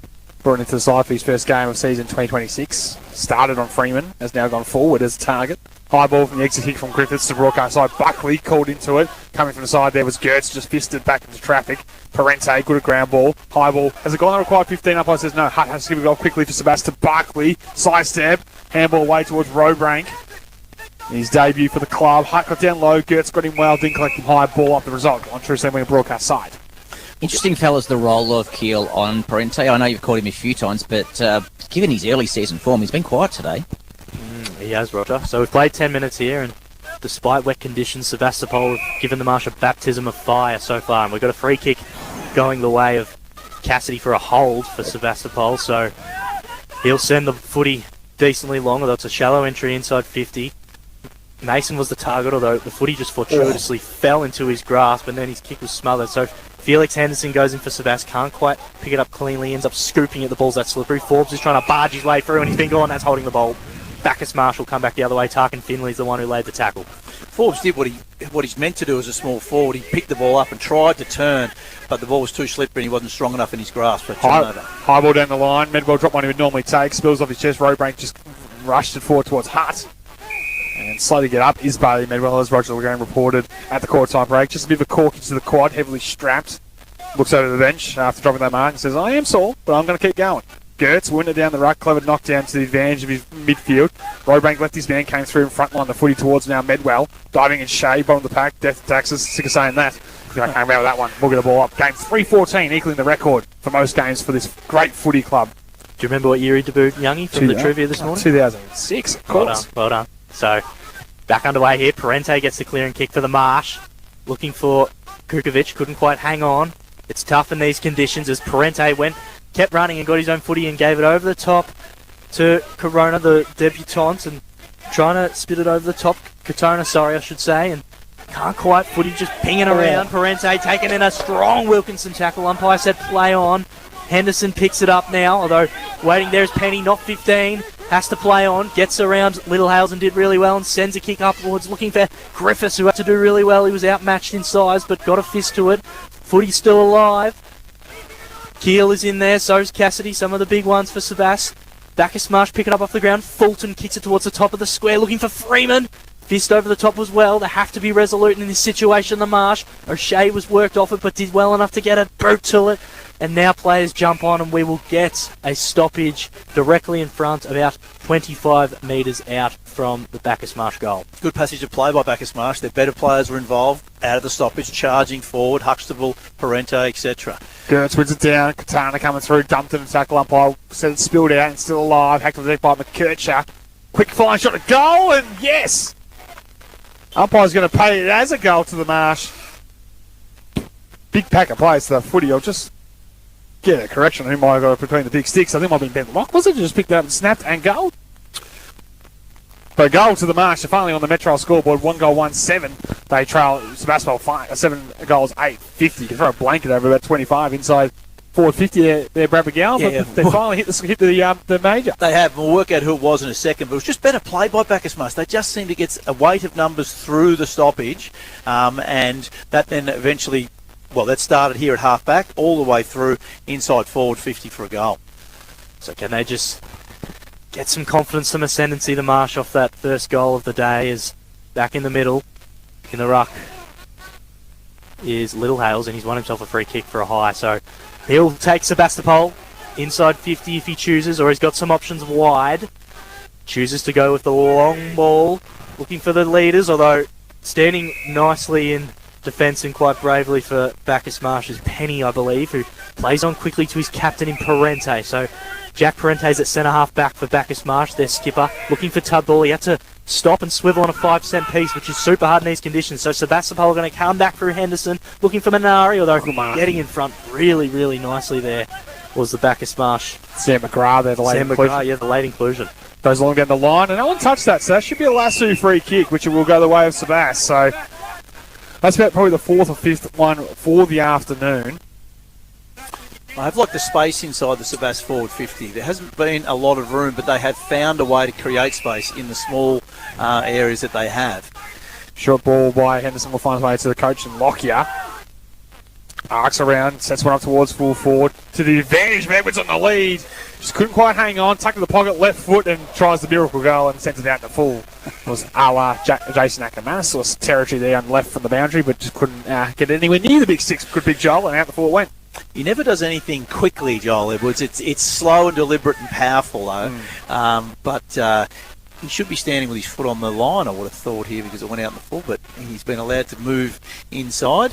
He has kicked 19 goals for the year, and 12 of them came against Lake Wendouree as the Joey's recruit. So Bacchus Marsh, kick up towards their centre-half back. It gets over the top of quite a few number of players, and Billy Griffiths had his head taken off, so he wins the free kick, and he nearly slips over his own feet. It's very greasy conditions. He's looking inboard towards the corridor. He originally fought that way, and now is forced to go down the line, and I think Keel got a piece of it in the smother. It only went about 30 metres, so Tudball's gone in hard, slipped over, Griffiths has fallen over, Footy's working close with the boundary line, Vesti, and he's taken in a tackle by Keel just over the line. We'll get a boundary throw up about 70 metres out from Sebastopol's goal. Good pressure by Keel and Cassidy there. Keel did well to not give away a free kick coming from front on. Caused a throw in. So Little Hales versus Gertz with that strapping, and he uses his frame and his 202 centimetres to win the hit out, but Footy's going nowhere. Hey! Umpire goes down, and there's... That's the second time he's gone over. He's not wearing boots, fellas. He's got flat-sole runners on. He's running a very dangerous tightrope. Parente, the Marsh goal kicker, collected high. Just right up in the tackle, and an advantage is taken by Vesti. No, it's going to come back. So we'll wait for the footy to come away from half forward, half back. So it was Jack Parente to get the one on the scoreboard, the captain for the Marsh. He now has the footy at half back. It's 7 goals, 8-50 to 1-1-7. And his tagging opponent, Lockie Cassidy, used that opportunity to just put him to the ground again. 15-metre pass will find Vesti, who wanted the run pass, and he was able to just lead up and get the footy. And now Zach will be able to launch one down the line if he chooses to do so. High ball for the Marsh towards the half-forward flank. Oh, in the end, Wilkinson was pushed into it by Griffiths and marks on his chest. So the veteran with it, the half-back for the Borough. And the long sleeves, number 9, Jacob Wilkinson. Has a man that's an half-back, but he wants to retreat initially. And they're going to try to switch here, Sebas, which is dangerous in these conditions. McNabb with it, long ball towards the other side. And in the end, he's going to miss Lockyer, who was the target, and sends it out in the full for a lasso. You take your pick. Ball in the hands of the Marsh as they can go to attack. So Bacchus Marsh quickly inside 50. Kicking towards Freeman, couldn't quite take the mark, and it's spoiled over the boundary line for a throw-in. So go right to Ballarat. Sorry, Brad. Melbourne 31-point leaders over Essendon in the AFL game being played this afternoon. Thanks, Rog. You know Melbourne don't want to go down to Essendon again this year. So one embarrassment's enough. Yep. So we've got a boundary throw-in. 45 metres out from the goal of Bacchus Marsh, and Gertz just grabs it out of the ruck, kicks towards the top of the square. Freeman's there, can't quite. Although waiting out the back is the debutant. A goal beckons for that debutant in Michael Katona, who's done well to get goal side and just have a nice finish off the ground. Soccer style, youngie. Yeah, if you for the South Americans, that's a goal. Yeah, I'd love to be that commentator keep saying that. Do you have the pipes to be able to keep the saying going? But every player for Bacchus Marsh, even Penny from fullback, has run all the way down to give the Bacchus Marsh debutant pat on the back, congratulating for his first goal in senior footy. It was well done by Gertz in the ruck for Bacchus Marsh. Just used his superior frame to be able to grab it, kick the ball, say 35 metres, ball land at the top of the square, and then they're able to soccer the ball through. It's one way to fix up the clearance count. They were smashed in the opening term. Well, Gertz says, I'm just going to take it out of the ruck and just kick it just forward as far as I can. The mummified one coming against Toby Hutz as we're approaching time on in the second term. The Marsh have a couple in a row here to breathe a bit of life back into this contest at the Marty Bush Reserve. Cassidy goes to the deck for Sebastopol towards the outer wing. Toby Hutt gets down low. Contact was fair from the back smash player coming the other way. Stewart almost wrapped up and soccer up there not once but twice by Gertz, and he had a fresh airy. Diving was Medwell. Tough footy to gather. Morgan did well. Huxtable waiting for the ball, the crumbs to come out. Parente tries to send in that direction. Broken up by Shea. Keel for Sebas. Dives in by Gertz, and some heavy bodies go to work. And in the end, a stoppage is the result, as we've sort of just gone around in circles in the middle of the ground there. It's very slippery, tough conditions for players this afternoon. So 20 minutes played here in the second quarter, and it is Sebastopol by 37 points as we're just at about centre-half forward for the Marsh as players are jumping on, and we're going to get a ball up. And Michael Katana, well, he must be feeling good about that first goal, of course, formerly with Williamstown. And not too much footy lately, but he gets on the scoreboard and kicks that important goal. So Lockie Cassidy through the middle is able to get the clearing kick, looking for O'Shea. Over the back, though, did well Bacchus Marsh to spoil it. Ball playing close with the boundary line on the Mount Clear wing. And the umpire's just going to say, that's my footy now. We'll get a ball up very close on true centre wing on the Mount Clear side of the ground. Interesting watching Lockie Cassidy at the stoppage. He just identifies who he thinks Luke Gertz is going to hit to for Bacchus Marsh and just goes and stands on them and generally comes out with the ball himself. Gertz took out the ruck, retrieved with the hand pass off the Kavakovic. High ball towards the half-forward flank for the Marsh. Bounce over the head of Griffiths, which isn't hard to do as the Chella entries inside forward 50 for Bacchus Marsh. Lockie picks it up and he's walked over the line. We'll get a ball in 45 metres from goal. Metro scoreboard has it 7 goals, 8-50. Sebastopol leading Bacchus Marsh 2-1-13, but have kicked the last couple of Cobbers. They can string one, maybe two more before the major break. You never know. The game has seen funnier comebacks than this. We'll go back inside 50. Gertz wins it down. Hacked off the deck by Parente inside forward 50. Leading with the head there was Henderson. No free kick, says the umpire. No ball. The result, of course, in the under 18s early today, the Marsh came from 5 goals behind in the final term in that one, so they maybe take some inspiration from the young Chargers as they build their way back into the contest here. So back underway. 50 out from home. Bacchus Marsh's goal as Cassidy gets a clearing kick for Sebastopol, but it doesn't go far, just about 15 metres. It was just half a kick that got smothered, and Huxtable's first on the premises and uses that left foot. He's such a classy operator. Sends Bacchus Marsh inside 50 to the left forward pocket. So many bodies around the footy, and Toby Hutt is there for Sebastopol. He has the barrel license, and this one's come off beautifully. Youngie is presenting his Joel Edwards, who was good at ground level. Got it to Keel. Keel almost looked like he faked the kick and then dropped it. Was able to get handballs on hands and knees back to Edwards, and Edwards working close with the boundary line just runs it over. Yeah. It's been a good little passage again for Bacchus Marsh. They're at least keeping the ball in their forward half. It is a struggle for them to score, and you're not really sure how their next goal is going to come. But at least they're starting to go okay around the stoppages and getting the ball forward a bit more often. True centre wing, virtually opposite from our broadcast position on the outer side. Gertz again with the tap.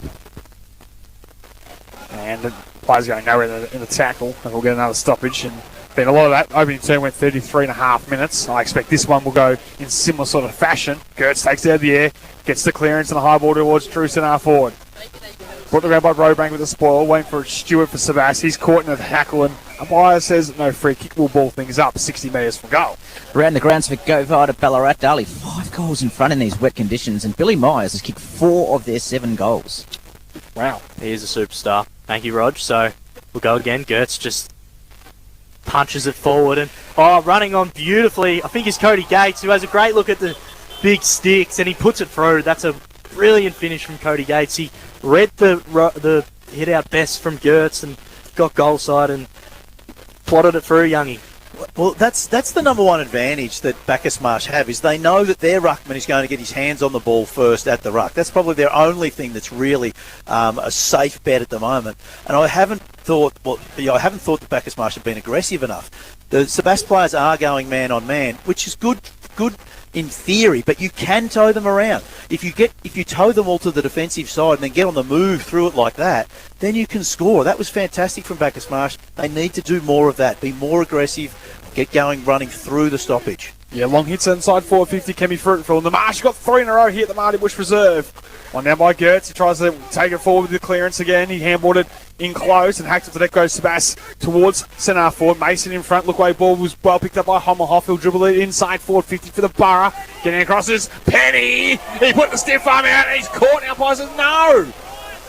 He's played well, Penny. Just keeps getting in line with the ball. He's hard to get past. Very good key or third tall defender. So Sebas by 31 points with 55 metres out from their goal. Toby Hart will be filthy that wasn't called holding the footy, but on we go. Henderson working close with the boundary line is able to get a squaring kick. It's a nice one. Lil Halzo just fell through his grasp. Umpire's going to pay a throw. Yeah, incorrect disposal, definitely. And so Bacchus Marsh will have a chance to reset and go forward through Penny. Of course, formerly with Collingwood, played under Josh Fraser. Goes up the line, although waiting home was Lockyer, couldn't quite hang on, just slipped out of his bread basket. Chudball tried to scoop it up to Lock, and so many players around this footy, and we'll get a ball up on the wing. For 45 minutes, it was all Sebas. Last 10s, the pendulum swung a little bit, and the Marsh went able to get 3 goals. Approaching half-time, Gertz with the knockdown. Henderson being good again. Is that off the bootlaces? Boundary umpires got a big decision to make. Tyson O'Shea certainly thought it came off the shin of Henderson. But no free kick, says the young boundary umpire on the spot in between 2 coaches' boxes on True Wing broadcast side. Gertz in the ruck against Little Hales, who's done probably the fair share of the ruck work today, to be fair, for Sebas. Ball in, takes front position. Gertz over the top will win it down. Henderson tries to wrap around that left boot, couldn't quite gather. That one was on his bootlaces potentially as well.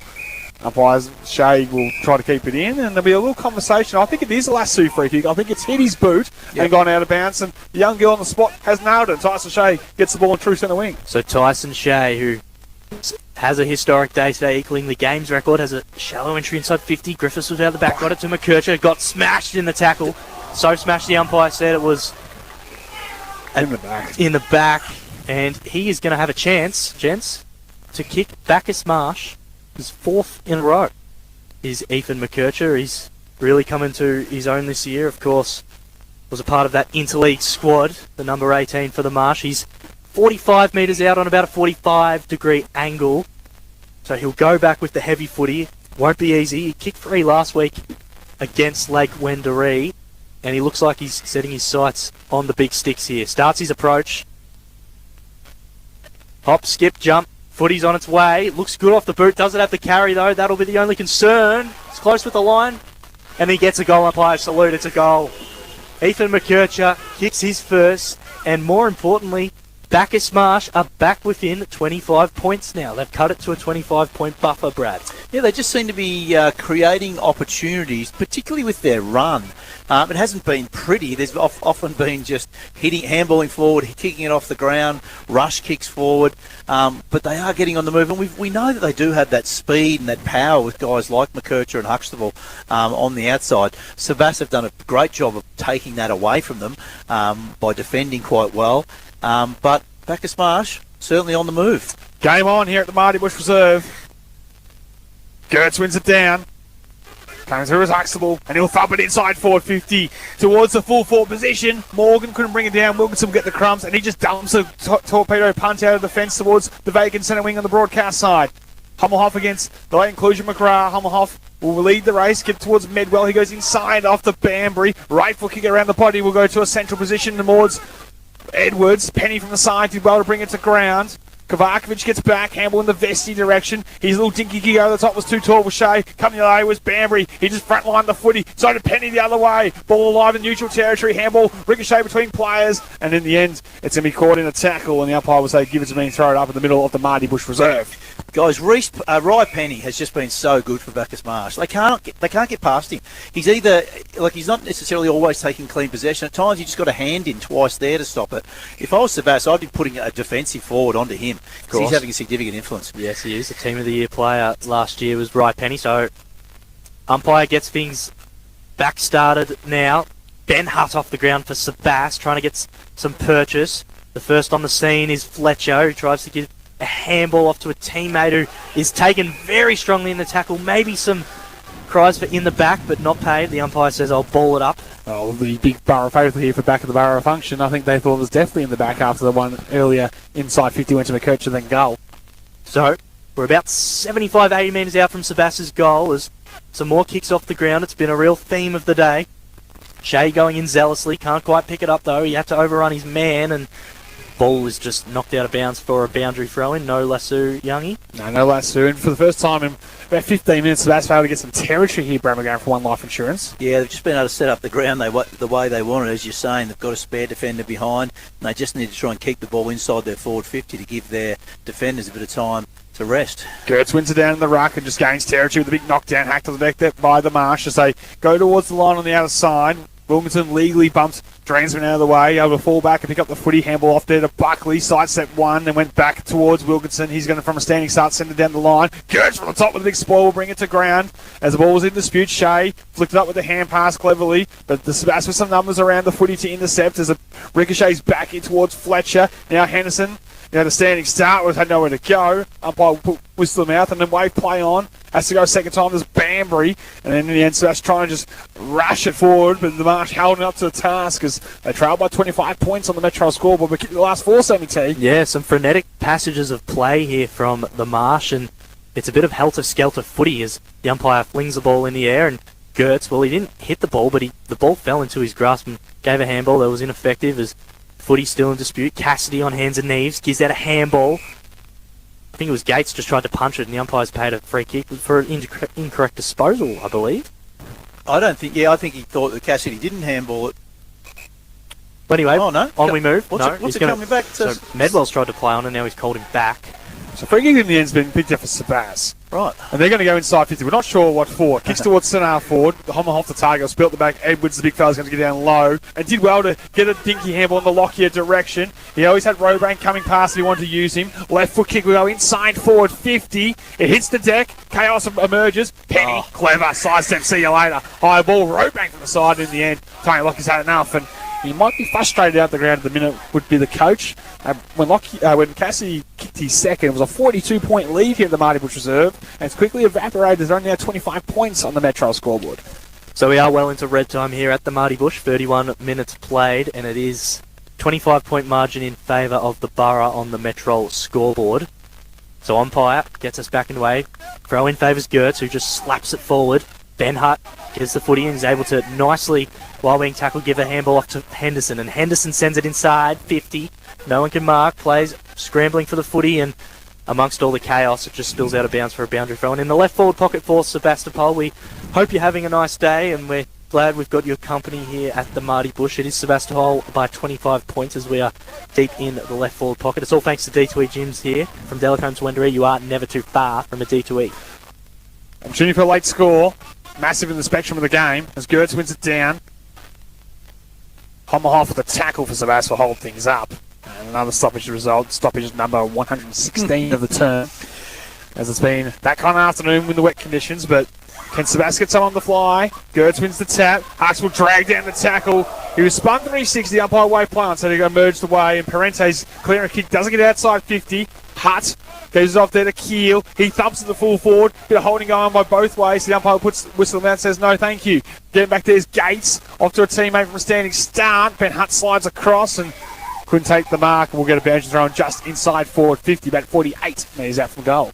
That teammate was Rye Penny again. He's touching the ball every time it goes in there. Is he leading the race for the Palmer steak or wings in your eyes, Brad? Certainly is this Our quarter. Sporting Globe Player of the Day? Yeah, Lockie Cassidy for Sebas had it in the first, but I'd say Penny's quarter, this quarter, has been very instrumental. So, about 45 metres out from Sebastopol's goal, throw-in favours Gertz again, and he couldn't get to it. It was too shallow. He went off the boot, and now Sebastopol have a chance. Jacob Fletcher, he's got a good look at the sticks, has a shot on goal, although it's across the face for a minus score. He had a real chance to really put the knife back into Bacchus Marsh's hearts there, but it's just a behind 7-9-51 Sebastopol playing for 1-25 Bacchus Marsh. But 90 seconds ago, we've been told by the friendly timekeepers here at the Marty Bush Reserve as the high ball from Tutbull will go along to the outside. Gertz doing the roll of rover. Thank you very much. High ball to centre ground.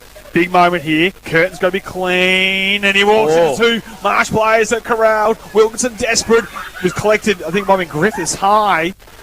Umpire's bit of free kick, and he hasn't moved overly well as Billy. Ooh. And straight away, there's a call from Luke Gertz for the trainers to rush out, and that not looking in a very good way is Billy there. Wilkinson has a cat's head coming their way. No malice, and it was just desperation more than anything. It wasn't Brad McGowan. It was. Billy has now moved and is now on his knees. Cody Gates, who's just up, looks really a bit stressed out. It looks like this is obviously serious. Oh, straight away you saw Gertz just signal for the trainers. So was it a head knock? Well, just the way he didn't move maybe suggested that he may have got some contact high, and that's why the umpire picked out a free kick to start From with. my vantage point, it almost looks like the hip of Wilkinson made contact with the head or face of Griffiths. So nothing untoward in it. Wilkinson dived for the footy, and I think his hip made contact with the face of Griffiths. Yeah, so he's back on his feet now, walking off. So and he's got the helmet in his hand. Has he taken his helmet off? Yeah. So he got a cut on the forehead, maybe. He's walking off under his own power, though, at least. So Bacchus Marsh will get the free kick. About a minute left to go. So Luke Gertz, if he's going to have a shot on goals, he's got to kick from 70, the former Bulldog. With a heavy footy, if you don't mind. He's lining up like he wants to have a go. I think he'll pop it to the top of the square, which he does. So, who's out the front? Freeman! Couldn't quite hold on. Ball's in a dangerous spot. But his way through. High free kick. Bacchus Marsh are going to go back and cut this margin even further to 20 points here. High free kick paid. Kicking towards the velodrome end. And it is the debutant once again, Michael Katana, of course. Last year with Aberfeldy, the year before with Williamstown. He's been a bit of a mystery man, but he has a chance to kick his second. Well, as a small forward, he's just in the right spot at the front of the pack and was able to crumb it right in front of the umpire, tackled high. Gets an easy shot on goal. So Katana, massive kick in the grand scheme of things. Comes in on the runway. Kick looks good off the boot. And it's home. Bacchus Marsh cut the lead to 20. Katana has his second. 51 playing 31 on the Metro scoreboard. And this second quarter, they have turned things around. Brad McGowan for One Life Insurance. Bacchus Marsh coach Dennis Armfield would be absolutely rapt. It hasn't been pretty. It hasn't been led by superstars and big superstar plays. It's just been tough, gritty, stoppage wins, getting the ball forward, and then just the forward 50 structure has been functioning well, where they're getting the ball to ground and not letting Sebas mark it. And Sebas's backline are quite good at doing that, but Bacchus Marsh have been able to get the ball to ground, and then they crumb it and get shots on goal or free kicks as a result of their crumbs.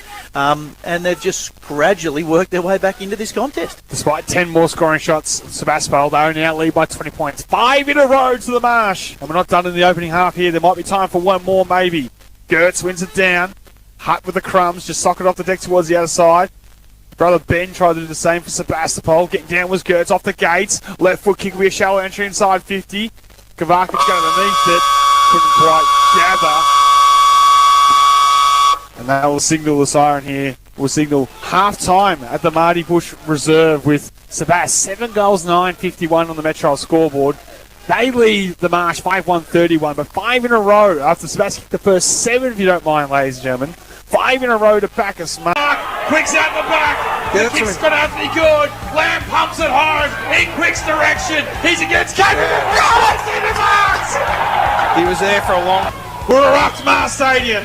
Right foot kicks on its way.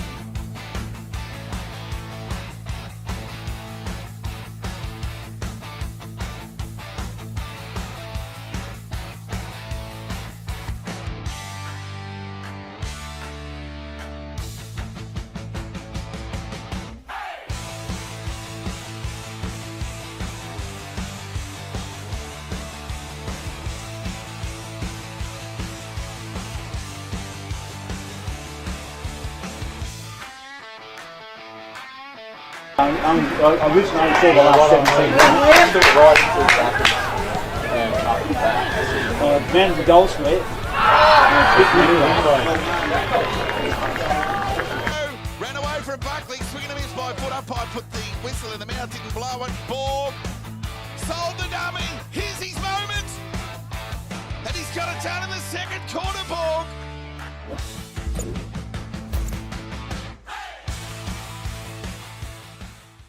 And if you have something on your mind or an event coming up and you need help spreading the word, get in touch with PT via Facebook Messenger or email pt@3ba.com.au.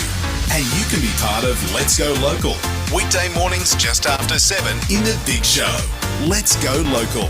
Thanks to Sinclair Meats on Latrobe Street and your live and local station, 3BA 102.3. This end of financial year, make it a Mercedes-Benz. Until June 30, enjoy exceptional offers across a wide selection of Mercedes-Benz models, including savings equivalent to the GST on the sporty A-Class, the versatile GLC, and the iconic E-Class. Confidence and innovation, now with outstanding value. So make it a Mercedes-Benz this end of financial year. Visit Mercedes-Benz Ballarat. Terms and conditions apply. LMCT 11056. Catering for your crew? Zambrero is here for you. Zambrero offers catering to suit any size event. Pick up in restaurant or ask about delivery. To find out more, head to zambrero.com.au/catering. Zambrero, it's feel good, Max. You would if you could live a life like me, with rivers, trees, and sweet warm breeze, and Woodstock from Kentucky. Live the wood life with Woodstock Bourbon and Cola. 18 plus, drink responsibly. Up to 30% off Windows 11 computers now at Harvey Norman half-yearly clearance. Big brands HP, Asus, Acer and Lenovo up to 30% off. Save $400 on Samsung Galaxy S26 256GB, now $1,147. Save $130 on Sony Mark V wireless headphones, now $418 plus $50 gift card. Save $110 on MSI 27-inch curved gaming monitor, now $248. Plus more in store and online. Harvey Norman half-yearly clearance on now. Go, Harvey, go! Hi, I'm Jen from Restore Hand Therapy,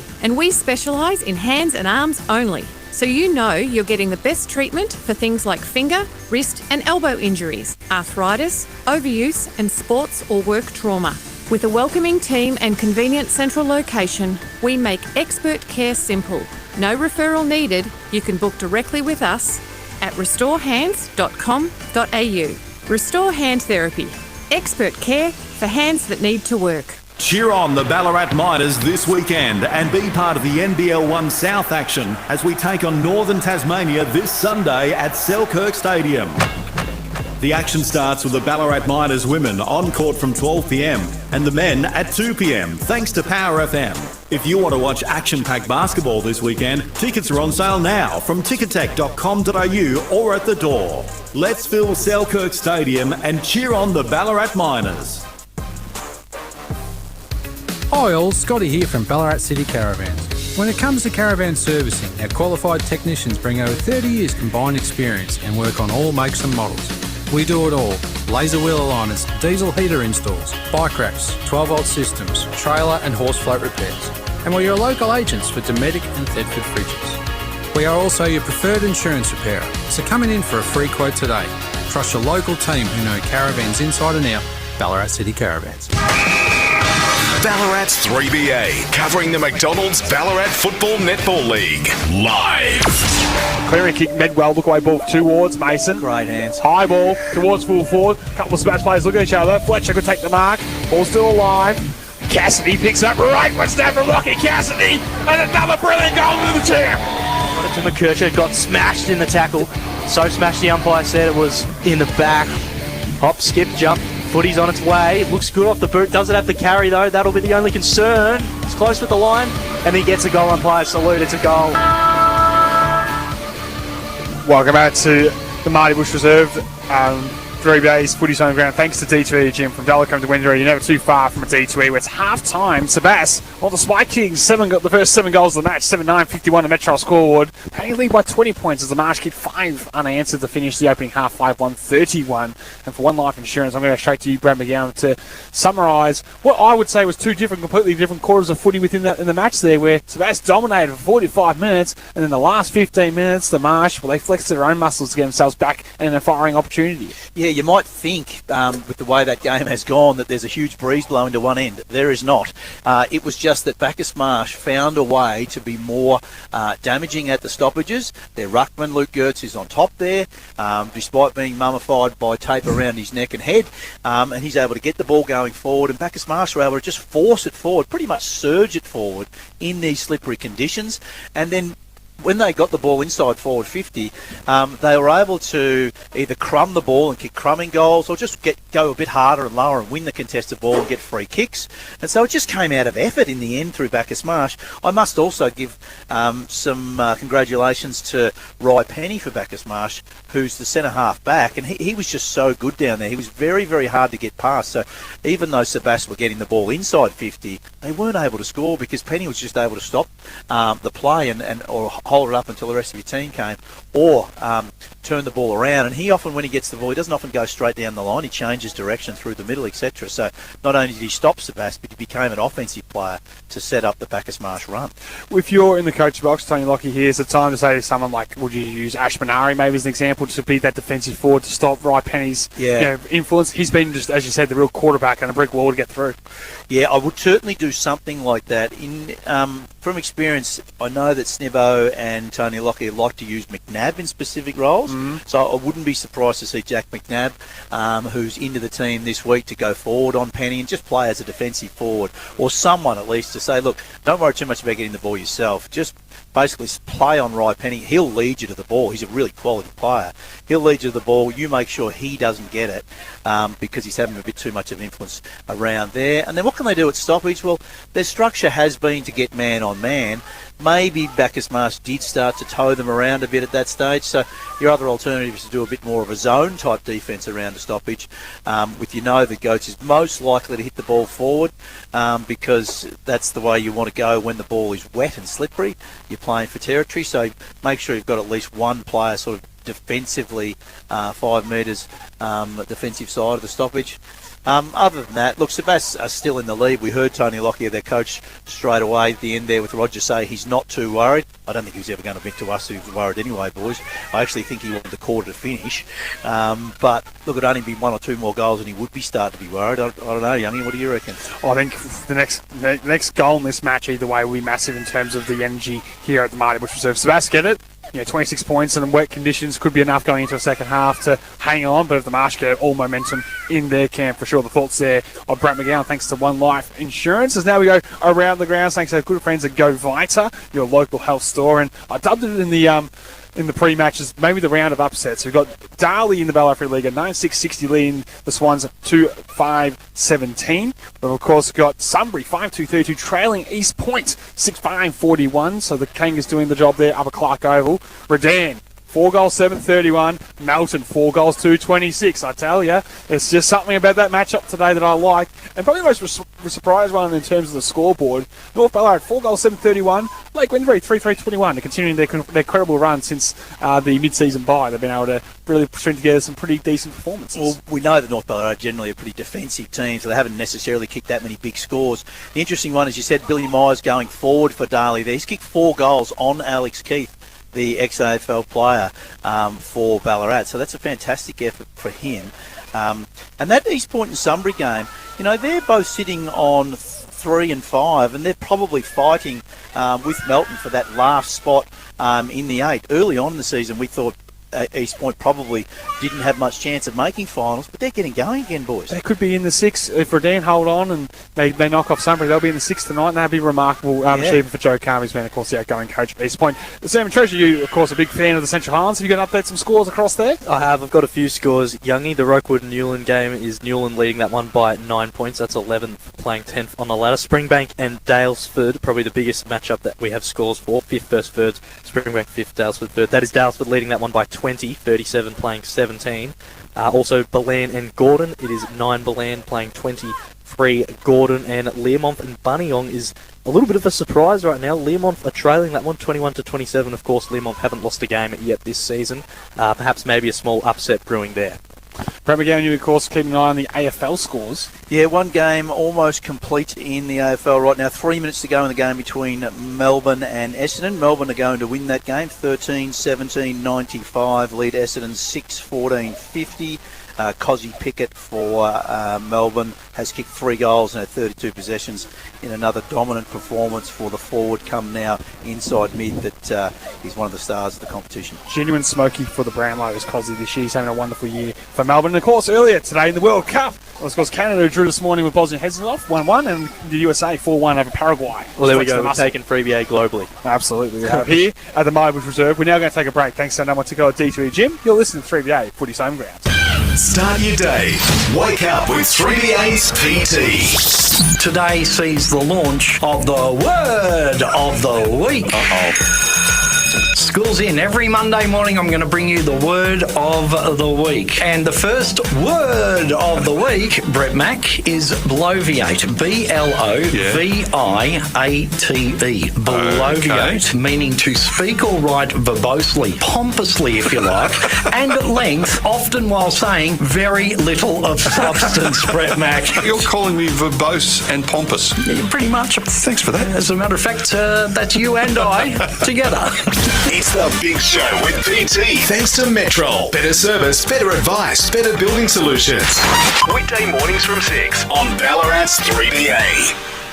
Catering for your crew? Zambrero is here for you. Zambrero offers catering to suit any size event. Pick up in restaurant or ask about delivery. To find out more, head to zambrero.com.au/catering. Zambrero, it's feel good, Max. It's the 40 Winks end of financial year sale. There's never been a better time to snuggle up to big savings. Get cosy with up to 50% off mattresses and up to 30% off furniture from our range of trusted and leading brands. Shop online or head in store and speak to your local 40 Winks sleep advisors today. Hurry, limited time only. Terms, conditions and exclusions apply. 40 Winks, serious about sleep. Visit your locally owned and operated 40 Winks store at 121 Learmonth Road, Wendouree. Money's tight, but your safety shouldn't be. Right now, Motorcare is helping you stay on the road for less. Get 15% off your next service. From logbook servicing that protects your warranty to general repairs, your local Motorcare team have you covered. Motorcare even offers professional child restraint fitting and free battery testing.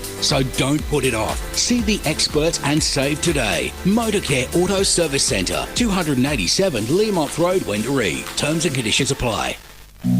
Audio. It's more powerful than you think. What you hear can take you far from here. It can move you to dance, to run, to tears. It's all in your ears. For advertising with the power to reach 4 times more Australians than ad-supported Spotify, start with commercial radio and audio, where brands are heard. CRA.au. Hi, I'm Aaron from 3BA, and in the 2 years of working here, I've fallen more in love with Ballarat and its heritage, along with its amazing local businesses. And yes, the Geelong Cats. We are Geelong, the greatest team of all. We are Geelong. But don't hold that against me. So, by now you've probably got a feel for who I am. Imagine what you could do with your business with a creative message that connects with 3BA's local 54,000 listeners who are ready to hear about your business. This is the perfect opportunity to tell your story with 3BA's tailored 12-month marketing plan. For more information, call the office during business hours on 5331 1333 and ask for Aaron, or head to 3ba.com.au and click on the Advertise with Us to start the conversation. Is your vision as good as it can be? OPSM Wendoree's experienced optometrists give your eyes the care they deserve. Professional advice on your vision and eye health using the latest testing equipment and high-quality lenses and specialist contact lenses to address any issues. Now's the time to have your eyes tested with up to 50% off luxury frames, including Tiffany, Versace and Ray-Ban, plus 20% off lenses. Book with OPSM Wendouree today. Some brand exclusions apply. Now it's back to McDonald's BFNL action thanks to our number one ticket holder, D2E Gym. From Delacombe to Wendouree, you're never too far from a D2E. This is 3BA Football. Welcome back to 3BA Footy's home ground. Thanks to D2E Gym. From Delacombe to Wendouree, you're never too far from a D2E. We're in our round 9 matchup here at the Marty Bush Reserve. Sebastopol on the Metro scoreboard. 7 goals, 9-51. Leading Bacchus Marsh 5 at 1-31. Who, of course, the Cobras have kicked the last 5 in this match. But we're going to cross down our man Roger Legrand, who's been able to find out a little bit at half-time how the sides are tracking, but also get his way across to the netball. Yeah, so Billy Griffiths, obviously, as we saw just on the cusp of half-time, took a heavy knock to what looked like the face. He has not come back on the ground with the huddle after half-time, so I dare say Billy would struggle to pass the concussion test, so our thoughts are with him. Obviously, he has a bit of a history of head knocks. He wears the helmet. He wore some heavy contact from Wilkinson when the ball went to ground. Nothing untoward from our point of view. And, so the rotations for Bacchus Marsh are down 1. Over on the netball court, it's actually a really, really close game. So I am standing just off the court at the moment, and I can see at this point it's 39-35 in favour of Sebastopol in the last quarter. So that one's still up in the air, Youngie. It could come right to the wire. 6 versus 7 to the netball, 39-35. So we'll try to endeavour to get a final score out of the A-grade netball before that one finishes. But yeah, tight one there. And it's become a tight one now here at the Marty Bush Reserve, Brad McGowan. And one down on the bench maybe for Bacchus Marsh will hurt the rotations and the heavy conditions. But in saying that, they'd be full of confidence with the ability to hit the scoreboard as accurately as they have to stay alive in this one. Yeah, they've just got to trust what worked for them in that second quarter. You wouldn't expect that Bacchus Marsh are going to come out and blow Sebastopol away. It's a slow, gradual process, the way they've done it in terms of longer hits forward from the stoppage, run onto it, surge the ball forward, and then try and win the ball at ground level inside forward 50. So they've just ground their way back into this game. Trailed by that 20 points. There's no reason why they can't continue to do that, though. It'd be interesting to see what changes Tony Lockyer and his other coaching group make for Sebas. I do think that they will be thinking about ways to try and stop those long hits forward, so trying to cut that ball off, and whether Tony Lockyer himself can get himself spare a bit more in defence to be able to cut off some of those balls that are coming in. It's unequivocal this first goal is so important, isn't it, Brad? I mean, if Sebastopol kick the first one, that puts their margin up to 26. If Bacchus Marsh kick it, well, then we've really, really got a game on our hands. Yeah, that's right. Well, he feels like, well, Tony Lockyer said that he doesn't feel worried, but that is 5 goals in a row. They would be starting to feel a bit more worried, particularly if they get that first goal. Good down to Roger Legrand, who's got a final score from the netball. Yeah, so we were just 30 seconds from the finish of that game, and Sebas did hold on, obviously. So 40-35 the final score, but if that's the difference between 6th and 7th, the netball competition is very even. Thank you very much, Roger Legrand. Getting a close eye on the netball as the players are just going through their final warm-ups here before we start the second half. And I reckon you're 100% right there, Sammy T. If it's the first goal here is what will be very deciding in this contest.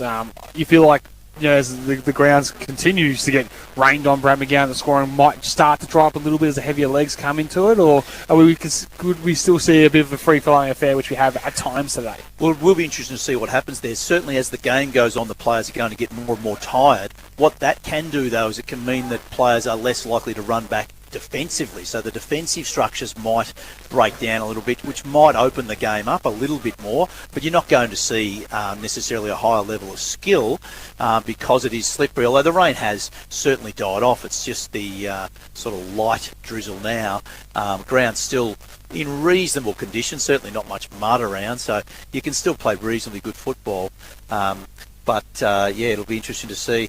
Looks like Sebas are lining up the same as they were in the back line. So McNabb is down back. Don't know whether they will move someone to Penny. Yeah, I think that's time to do that exact move. Just get someone to stand in front of him and keep him honest, because his second term was a big indication of why the Bacchus Marsh will get to get 5 unanswered to close the opening half, make this a 20-point ball game. And all of a sudden, it's all live on all the play for here at the Marty Bush Reserve. And Medwell has gone forward, boys. As we know, he had that heavily strapped quad. He's gone straight down towards the goal square, still noticeably hobbling. So the umpire holds the ball aloft to get the penultimate quarter underway as Gertz wins the hit out first. He hit it to a teammate and then hit it straight back to Gertz, and Gertz sends it inside 50. McNabb waiting for Sebastopol, is first to arrive. He has a lot of Bacchus Marsh defenders on his forwards on his hammer, and now they are able to work it out and just get the clearing kick out Sebastopol. And Fletcher has worked high up the ground to take a nice chest mark. He had front position and looks up and wants to play on quickly, which he does. Sends it towards centre half forward for Sebas, and Mason couldn't quite hold on, but he's going to be paid a free kick.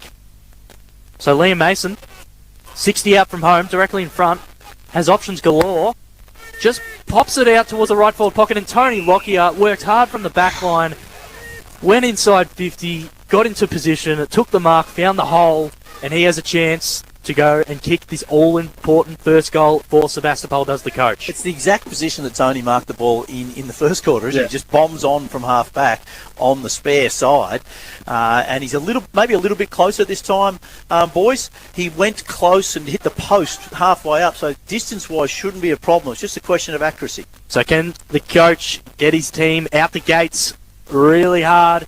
Starts his approach. Kick is on its way. It looks good. It's got to hold its line, and it does. It's a goal. Sebastopol get the first of the second half. It's Tony Lockyer who deals the blow, and that moves the score now to 8-9-57. Sebastopol leading Bacchus Marsh 5-1-31. They get that important goal. It's a 26-point margin. Brad McGowan for One Life Insurance. So Lockyer was involved in the chain early on, wasn't he? He marked the ball inside the centre square, then kicked the ball long to Mason, who was able to get that free kick, and then Mason just summed up the situation. Yeah. Looked inside 50. There was nothing really on, but Tony was running from behind into the space, was patient, perfect kick to him. And after Bacchus Marsh got a good inside 50, Sebas get the goal. Statement said by the coach of the Borough.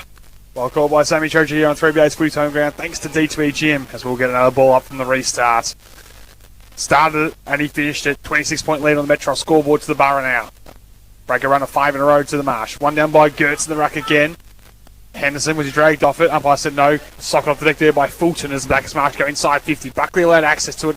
Tough footy to pick up on the congestion. Bacchus Marsh just soccering it forward. Freeman had his ricocheted. Will come out the back. Opportunity for Katona. Left foot kick. Clever! Gates dropped what he should probably taken. Had Huxtable in support. He'll go back to Cody Gates. He'll wheel around to his right side. Over the goal face and slam home his second with a beauty. Instant response. Open the gate. Shut him, Cody. Some real skill inside forward 50 there. Bacchus Marsh's small players, Huxtable, Gates, etc. Just clever football, found space, and a wonderful goal. That's how Bacchus Marsh are going to score. You couldn't necessarily predict exactly who's going to do it or how they're going to find a way, but they're going to get the ball inside 50 and their smalls are going to find a way, and that's what's happened for them so far. Update down here, fellas. I've just spoken to the Bacchus Marsh president. Billy Griffiths has passed the concussion test, but he's had 3 knocks to the head in 3 weeks. So they've taken the cautious approach and they're going to sit him out. Okay, Rog. Well, that is good news to hear. Thank you for that update. As well called from you there, Youngie. In the first quarter where Sebastopol pulled Bacchus Marsh's pants down, and then the second quarter it goes the other way. And to start the first half, we've had trading blows as Gertz gets the hit out to Katana, but he's wrapped up in a tackle immediately, and we'll get a ball up, virtually same spot, still in the middle of the ground. Umpire wastes no time, flings it straight into the air. Hutt did well in this contest. Shea couldn't quite get Brute to ball. Sock it off the deck a few times, Parente, and fortuitously it falls into Kukovic's lap, and he's 70 metres out from goal for Bacchus Marsh. Sends it inside 50. He's looking for that man Kovakovic, can't quite get him. First to arrive is Lockyer, who, in all of experiences, just pushes it over the boundary line safely without any cries for deliverance. So we'll get a throw in about 30 metres out from Bacchus Marsh's goal. Gee, Kukovic to Kovakovic. Yeah, that's a Balkan dream. Sounds like a soccer team. Inside 150 here for the Marsh. Hutt with the knockdown. Snap by Kovakovic! Got it! Touched on the line or not? Over the line! To the right of Marsh. A wonderful finish by Kovakovic. And Bacchus Marsh, 7-1-43 on the Metro scoreboard. Metro Sebas 8-9-57, but here they come. Here they come. Just draw your eyes to Bailey Medwall, gents, down at centre half forward for Sebas. He's clearly been hampered by that left quad injury. That's going to reduce his midfield minutes, obviously. In fact, I'd be surprised if he actually is able to go back in the midfield. So one kind of less midfield rotation for Sebastian in the second half. There's another big blow. He's been huge today, Medwell, of course. One of their premier talents. He had 30 last week, of course, with Footscray last year, but unfortunately got himself injured. But back underway here in the middle, Gertz wins the hit down, and running through with real gumption was Fulton, although his kick was partially smothered as footy's in dispute. Hart goes in, had his head ripped off. Umpire said play on. There is that man Medwell who sends it inside 50, looking for Forbes. Got it on first go.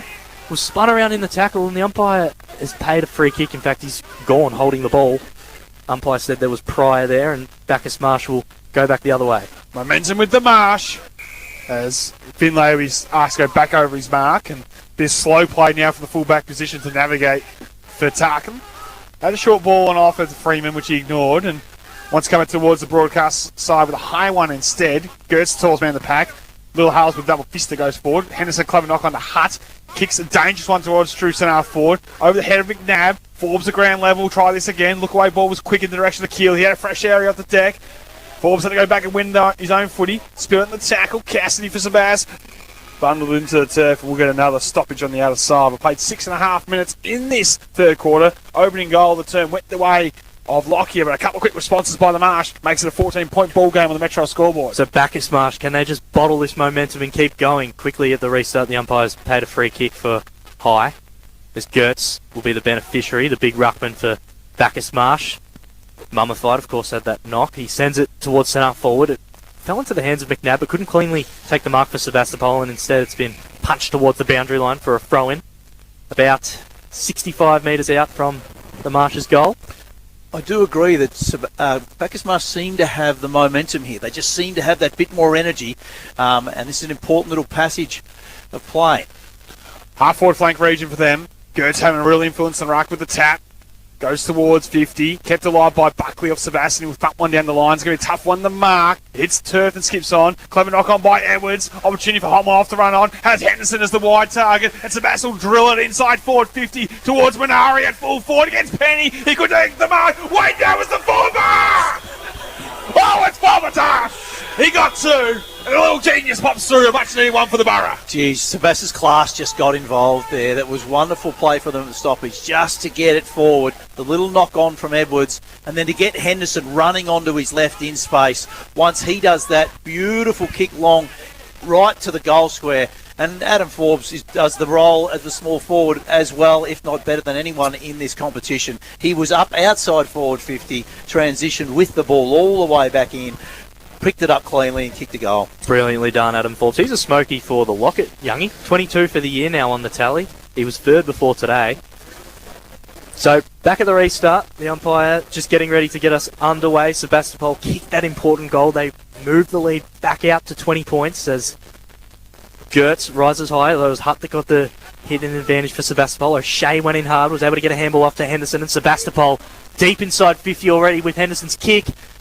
Medwell, the back can't quite. First on the scene, Penny, although the ball undid him. It bounced the wrong way. Sebastopol have a chance here. Forbes is lurking, although he doesn't quite have enough real estate. Ball spills out of bounds for a throw-in, 45 metres out from the Borough's goal. It's time to get Huxtable back in the midfield. He's gone the full forward to start this term. He's had Lockyer as his direct opponent. It's time to get him back around the footy, I think, Brad McGowan, for one life insurance. I agree, and I'd also, if I was Bacchus Marsh, I'd be putting someone on Henderson. We know he's so good in the second half, and he's already started it. Inside forward 50 for Sebas. Edwards trying to wrap around to his preferred or non-preferred left side, depends on the day. Stoppage the result should be about 35 metres out from goal. 9-9-63 on the Metro scoreboard. Leads 7-1. Yes, heard that right. Accurate kicking from the Marsh, 43. Around the grounds for Go Vita, Melton have drawn within 4 points early in the second half of Redan. That game at City Oval. Youngies made the early call and go on Redan. Melton fighting back. Thanks, Roger. Be interesting to see how that one unfolds as Bacchus Marsh are able to come away with it via hands, although not far, though. Jumped on top of nearly the debutant Katana, but ball's on the tightrope again with the boundary line, and it's going to fall out of bounds on about the wing on the Midland Highway side, just in front of the netball courts here at Marty Bush Reserve. We're more at centre half forward, I should say. There for Sebastopol.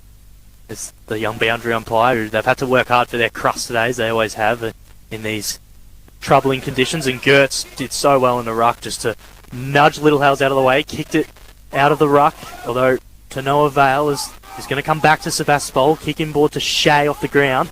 Short kick to Cassidy, wasn't 15, and he was absolutely clobbered. Umpire said play on. Shea goes in there for Bacchus Marsh. Was he taken high? Umpire said no, I will take it and ball the ball up. Yeah, Gertz has been very good against Little Hales in the ruck. It's the worst thing that can happen for Little Hales is you get worked under, because then Gertz can just grab it and boot it out like that. And he tries a little knock over the shoulder to the advantage of Gates. He was unable to gather on this occasion, though hacked off the deck by Gertz as a ricochet. Clever knock on there by McKercher for Bacchus Marsh. Freeman threw his way around, ran into Jack McNabb, and he's locked up, and the tackle will get a ball up in Central Territory. 10.5 minutes played, third term. Entertaining afternoon of footy hit the Marty Bush Reserve, with the Marsh mounting a challenge from behind. Fisted forward by Gertz, then ricocheted back by Keel. Ball spills it towards the broadcast side centre wing. Off the deck goes Quintana, slipped through the grass there. Buckley of Sebastian now goes inside forward 50. Parente on hands and knees, shoved it forward. Trying to make amends was Buckley. He just slapped it and hacked the deck with Curtin of Sebas. It clears D50 for the moment. Little Hales and Cassidy will ricochet between their legs, and they'll go out of bounds, and we'll get a lasso. As Cassidy slides into the fence on the wet surface, and Luke Gertz can get us back underway. True centre wing broadcast side. I'd love to know how many kicks have been off the ground today. That'd be a lot. As Gertz's kick is an absolute shocker. He shanked it. First to arrive is Henderson, who with a neat little left ball tries to keep it in. That will be a lasso as well. No, it's touched. No, it was touched. Okay. Question for you, Brad McGowan, for One Life Insurance. Toby Hutt's forward time today seems to be significantly up on what we've seen in recent times. I wonder whether he's got a niggle and that's why Little Hales is spending so much time in the ruck. Yeah, certainly could be. So damaging when he's forward, but he's also very good in the ruck. We'll have to keep an eye on that. Centre wing broadcast side. Gertz again with the tap. Shea bottom of the pack. Caught in the tackle. Will get another ball up. Just Luke Gertz his time again. Tried the little dinky 50-man kick. He's a ruckman, Brad. Sometimes just get him in there. Yeah. So Gertz overworks Little Hales again, but can't cleanly possess it. Fulton tackled nicely by Henderson. Footy is just on the ground again. Instead of picking it up off the ground, Little Hales decides to pick it up and kick it forward.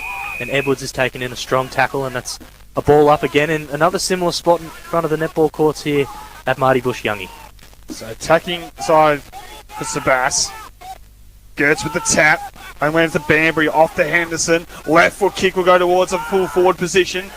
Bacchus Marsh Round getting at the back in the end. It bounces into the behind post. And a stoppage probably a good result from that entry. They'll lock it in 50, Brad. Yeah, that's right. At least they get some territory. And in these sort of conditions, it can mean that they can soak up some time. The best way to defend is keep the ball inside your forward 50. So boundary throw in a real dangerous spot here. Gertz wins a hit out, waiting down low, and there could be a holding free kick here. It's going the way of the Borough. Oh, that hurts. Bacchus Marsh fans. A holding free kick in the contest. And it's going to be Ben Hutt, the captain, who's going to have a chance to put this margin back out to 26 for Sebastopol. So Ben Hutt, such an integral part of this side. Senior since 2016, was involved in that losing grand final. Comes in. The footy kick isn't great off the boot, and he's missed to the right.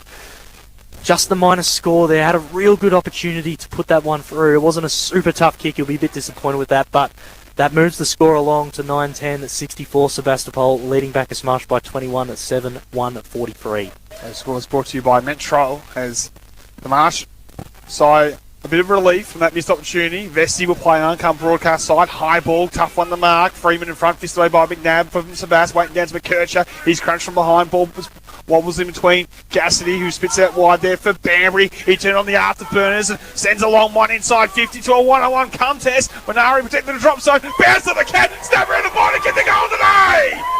Ashley Manari, you star. Something out of nothing.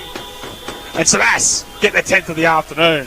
Beautiful football by Sebastian, exactly the way they want to have it happen. Cassidy and Keel on the inside, in that case Cassidy, a huge handball that got the ball outside of the inner ring of that stoppage to Banbury, who was sort of 10 metres away, running past, and he just ran onto it perfectly. Then Banbury's kick was also fantastic. Like, he kicked the ball 50 metres, which there hasn't been a lot of 50-metre kicks today because of the heaviness and the wetness of the ball, right to the top of the square, and then beautiful forward craft to end up kicking the goal. That looked like dry weather footy. That looked like the way Sebas liked to play. Great goal there from Ashmanari. Goal of the day contender.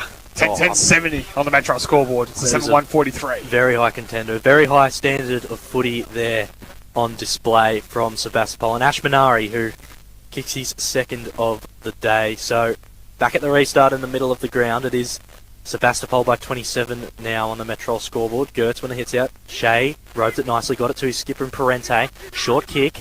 Morgan over the top. Did well. Used Parente who's the runner. Now Parente will send it inside 50 for the Marsh. Although Lockyer reads the drop zone best for Sebastopol. Takes the mark. Thinking about looking left, and now he's going to go right. So Lockyer to play on. Bump a long one, pretty much right down the middle.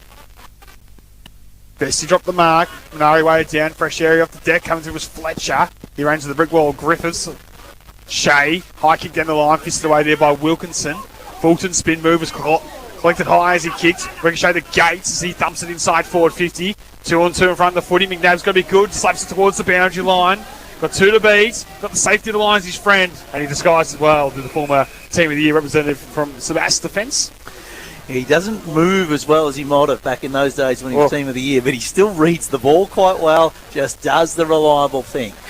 Tell you what, gents, when you're weighing up the Sporting Globe Player of the Day, Tony Lockyer is going to have to be right in contention. He's been terrific, all ends of the ground. He has. He's always in contention, Rog. He's always a sniff for that Palmer. So we're deep inside. Bacchus Marsh is 50. Freeman went in the ruck, couldn't win the hit out. It's Sebastopol who got it, but the footy is well in dispute. Blaine, tall guy, not usually the person you'd have picking the ball up at ground level, but he did okay, and now the footy is going to be brought in by a number of bodies, and that's a ball up on the paint of 50, Bacchus Marsh's goal.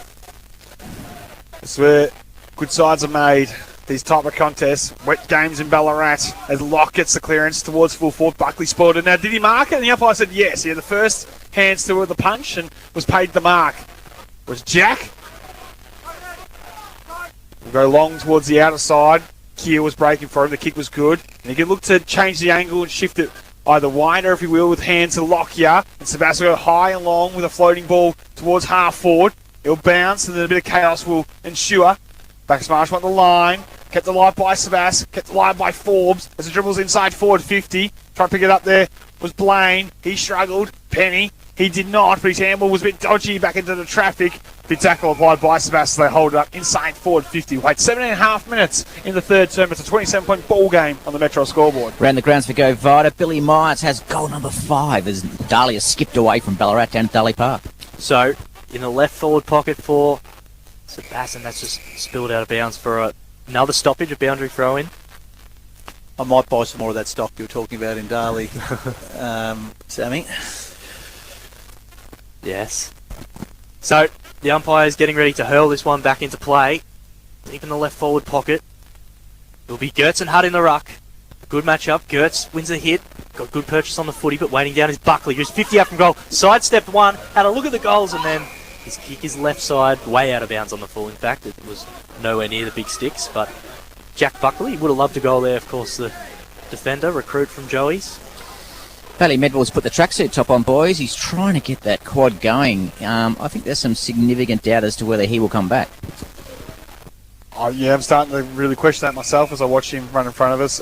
Roger Legrand as the Marsh go long down the line. Big spoil there by Sebastopol. Will go inside 50. Hart had to stand underneath it. Tapped it back into the corridor. Right foot snap towards the top of the goal square. Vesty on the line. We'll see it through with a spoil for a Maynard. One to Sebastopol. 10 goals, 11-71 on the Metro scoreboard. 28-point leaders are the Borough over the Marsh, 7-1-43. So, Bacchus Marsh, can they just get some continuity here? Is Griffiths, Sam Griffiths, out of fullback. Kicks towards the Midland Highway side. We're on the wing. Vesty, first to arrive. We're close with the boundary line, and now the footy's just taken out. Rokebrand on debut. Had it spilled out of his grasp. We'll get a throw in on the wing here on the broadcast side, the Midland Highway side of the ground. I think if you're the Sebas coaching staff, if Bailey Medwell's such an important player, if his quad's not right, you'd just knock him off, wouldn't you? They look like they're in reasonable control here. Yeah, I agree with you, Brad McGowan, for One Life Insurance. As Will Howells wins it down in the ruck against Kukovic, with Gertz having a bit of a spell. He's done a mountain of work in the last quarter and a half as Luke Gertz in the middle. He's been very influential. He's been the catalyst for the Bacchus Marsh revival in this second and now third term. But Sebas have found a way to quell his influence. He's still winning the taps, but Sebas are getting more of the clearances now. Little Hales with the tap again. Banbury couldn't get boots the ball, but spills out to Cassidy. He just picks it up. Torpedo punt inside forward 50. Off hands. Ball ricochet between players. Mason does the role of tackler, keeps it locked inside forward 50. And time on now in the third term, boys. You feel like now the next one is even more important. Yes, well, we're getting towards the latter stages of the third quarter in the game, of course. So the umpire gets us back underway in the right forward pocket at Sebastopol's end of the ground. Toby Hutt working through, got spun in the tackle, able to release the handball to Forbes, who overran the footy, dropped it in the wet conditions. Ball comes out on the ground towards 50 out from Sebast. It's McCurcher who picks up for the Marsh, kicks it to, well, he was looking for Parente, who got really overworked, and Sebastopol will come back through Ropebrand. He kicks it to the paint of 50, looking for Hutt, can't quite over the back. Few Marsh defenders. Gates releases Huxtable, who uses the ball so nicely, looking for Kavakovic, and on the second bite of the cherry was able to hang on. Bit of a tap it to yourself, sort of real wet footy marking engaged style. And Kavakovic with the short ball. Vesti couldn't take the mark. Little Hales picks up for Sebastopol. Dinky little 10-metre kick. He just poked it. Edwards overran it. Ropebrand now as the footy slipped out of his grasp, and that'll be a boundary throw-in once again. Boys, I just asked Bailey Midwell face-to-face whether he would get back on. He gave me a big smile and said, "Nah, mate, I'll get back on." As the Cat's head, he's having. We want to go again around one more time this afternoon. Even just one more rotation will make a difference, though, Brad McGowan, as you would know. If you could just go full forward and give someone a rest. As hacked off the deck there by Cassie, gained some vital metres. Mason able to gather. The Marsh knock into the corridor. Dangerous spot to be. Keel. Divide Parente immediately stoppage the result in the middle of the Marty Bush. And because it's a corky too, that probably he can't do any further damage, if that makes sense. So soft tissue you certainly wouldn't bring you back on, but corky maybe he can. Hopefully, Roger, it is just a corky. So middle of the ground, clearance came from Cassidy. Pick up. Nice pick up from Penny, as smooth as ever. He's a very smooth operator, but he's taken very strongly in the tackle, and I thought maybe there was a cry for holding the ball, and he's handballed it. And in the midst of all that, it spilled out of bounds for a lasso free kick. So Sebastopol will go the other way for O'Shea. 2018 Bendigo Pioneers player sends it inside 50, looking for Edwards, spilled through his grasp. Now the race is on. Ball's going towards the top of the square. Who's first to arrive? Bacchus Marsh through Gates are, and he did well to kill the footy and just rush it through from. I think he's paid a free kicker in the back. So yeah, you're right. The goal umpire signalled behind, but no score. It's a free kick for in the back, going the way of Gates. So the Marsh from full back. Can they go to length of the field in the dying embers of the third term? Long kick out the outside is the option to start with. Lockyer with the spoil for Sebastopol, weighing down. Right foot kick by Stewart will be a shallow entry inside 50. Ooh. Might fortuitously work out. Right foot snap around the body from the Borough. Thank you very much. Benny Hutt bumps it through. And 11-11-77 on the Metro scoreboard has Sebast back in firm control, Brad McGowan. That's what the feeling is here after the Borough being able to get 3 in a row after the Marsh were mounting a fair challenge. Yeah, Bacchus Marsh's energy was really good this quarter. They looked like the team that wanted it that little bit more. But in the end, Sebast have just been able to wear them down. The Bacchus Marsh midfield now trudged their way back to the middle, looking a little bit worse for wear after that. But Ben Hutt certainly preferred the shot on goal as a snap and in general play, as opposed to the set shot from earlier on, where I think he got a bit nervous. But he's been a good contributor up forward all day, Benny Hutt. So Bailey Medwell is a man of his word. Sammy Treasure, he has come back on the ground, albeit with a hobble, but Sebastopol star back on the ground. Oh, good on him. He's such an influence for Sebastopol. So we're underway again here. It is Sebastopol by 34 points as Henderson's got a chance to send it inside 50, looking for Edwards. The two Joey's recruits link up. Really liked his game. Yes, absolutely. Both of them were in the best in that losing GFL Grand Final last year against St Mary's. And Joel Edwards, well, he's going to kick. If he's going to have a shot for a goal, he's going to have to shoot from about 52 metres out. He is a sharp shooter. He's kicked plenty for this season as Joel Edwards. This would be number 20 if he can pop it through. It's a tough kick. His approach has started now, and now he decides just to pop it to the top of the square. And it's proven a wrong choice as Bacchus Marsh able to flood numbers back there, and Vesti takes the mark. So Vesti will go wide for the Marsh as they try to absorb a bit of oxygen out of the contest and try to maybe give themselves a chance going in three-quarter time with one last final burst. High ball down the line, tough to mark. Big fly by Robrain. He brought it to ground. At ground level, always good was Banbury as he sends a high ball south forward for Sebast, but in position 8, Penny takes the mark. A true centre half back and encroaching the protected zone. We'll go from centre half back now towards centre half forward. A 50-metre penalty for the Marsh. Massive opportunity here. Can they fire late as they can get territory at least from this? High ball to come in your field. Played 25 minutes in the third term. The Marsh have it, take inside the centre of the ground with Ray Penny. High ball, sets it up for the high flyers. Keel, though, the only man that really wanted it in the air, he just commanded it. And marked it on his chest and full back for Sebastopol. He spits it wide with a kick, finds the target in Henderson. The Ballarat can slow things out of the fence with the loose player at top. Should be Hommelhoff, who's rewarded for his hard running to get out towards the outside and just control things for Sebastopol. So Hommelhoff goes back inboard to Buckley, so still in defensive 50, Sebastopol just looking to slow this tempo down, and Buckley can switch the ball, and he had some longer options but went shorter to Curtin, and Curtin has a longer pass in. Stewart made him work hard. Freeman came well for the Marsh, was able to get a boot to it. Now we're inside 50 for Bacchus Marsh, but Luke Hill is back home. All 103 VFL games of experience, and sends it from centre half back to centre half forward, looking for Edwards. Can't quite get it. First to the races, some Marsh players that work it out. Tudball has it, takes the ball cleanly. He's got it Bacchus Marsh forward in his hammer. Can't quite dispose it super cleanly, although play goes on. Blaine picks it up for the Marsh. Charging through the traffic is some Marsh players, and now Sebastopol come up with it, and Wilkinson sends it forward for Forbes. Has to outwork two defenders, which he does. Gets onto his right shoe. Kick is out, and there's a race going on here between Luke Gertz and Rokebrand, and it's Forbes who spilled out the back. No one could pick up the footy cleanly. His handball wasn't quite up to the assignment. Gertz now has the footy for Bacchus Marsh, sends it forward, looking for Kukovic, and the footy's taken over the line for a boundary throw-in. Good passage of play by both teams. Plenty of hard efforts, and in particular Goetz, who had two good efforts to follow up, and eventually gets the ball. Perfect kick out in front of his teammate, just unable to mark. Got some tired boys, though. You can feel the heavy legs on this cold, wintry day in Ballarat. Cassidy slides in, so does Parente, but neither gave him the footy.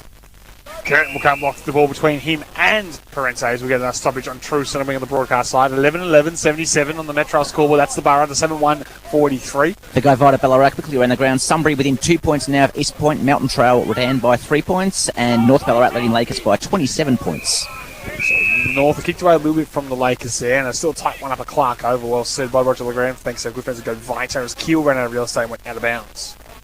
So back at the restart, right in front of us here, we've got the best seats in the house, thanks to D2E Gyms, as the umpire flings the ball. Favours Gertz, gets the hit down, looking for Locke. He was taken very quickly in the tackle though by Cassidy, and we'll get another stoppage. And the broadcast side wing here, it is Sebastopol by 34 points. If you've just joined us, we've played 27 minutes in the third term as Huxtable rose his footy, although his kick hit the wrong side of his shoe. Running on hard was Penny, who is able to get the clearing kick for the Marsh, looking for Morgan, who's chasing hard. He's going to have to beat the boundary line, and he runs out of room and it spills out of bounds for a boundary throw-in on centre half forward here. I'll tell you what, the Bacchus Marsh bench is going to have to head down to the local pharmacy and get some more tape, I think. They've just put more on big Luke Gertz. I don't know how you could put any more. I think he's gone for about 4 rolls of tape this afternoon. He's had to work overtime. You're right, Roger Legrand. As we're back underway, hit half forward, spills at the back from the rack contest. Parente tries to set the would-be tackler. It's caught by his opposing captain and Hutt, and stoppage is the result. 28.5 minutes, third term. 34 points the margin on the Metro scoreboard. Points to Hutt in the ruck on this occasion. But again, it's Bees to a honeypot. Another stoppage is the result. Just a bit subdued here at Marty Bush. Everyone's gone a bit quiet. This next goal is very important. It is Sebastopol by 34. So Gertz wins the hit down, but Sebastopol are going to clear with the clearance. Out the back, Little Hales spun in the tackle, was able to get boot to ball though, and kicks it inside 50 to out 30 out. First to arrive is the debut, is McGrath, who kicks towards the boundary line and a few bodies over the top, and now it spills out of bounds, and we're deep inside Sebastopol's forward 50. Deep inside 50, late stage of the third term. Opportunity for the Borough to snag another, and a 40-point lead into the final break would be a massive mountain to climb. There already is an uphill battle for the Marsh, you would feel. And one more really puts the dagger in the heart, as that ball has slipped out of the young boundary layer's hands a bit too much, and we'll get a throw in. About 25 metres out, deep in the left forward pocket for the Borough. Little Hales against Gertz.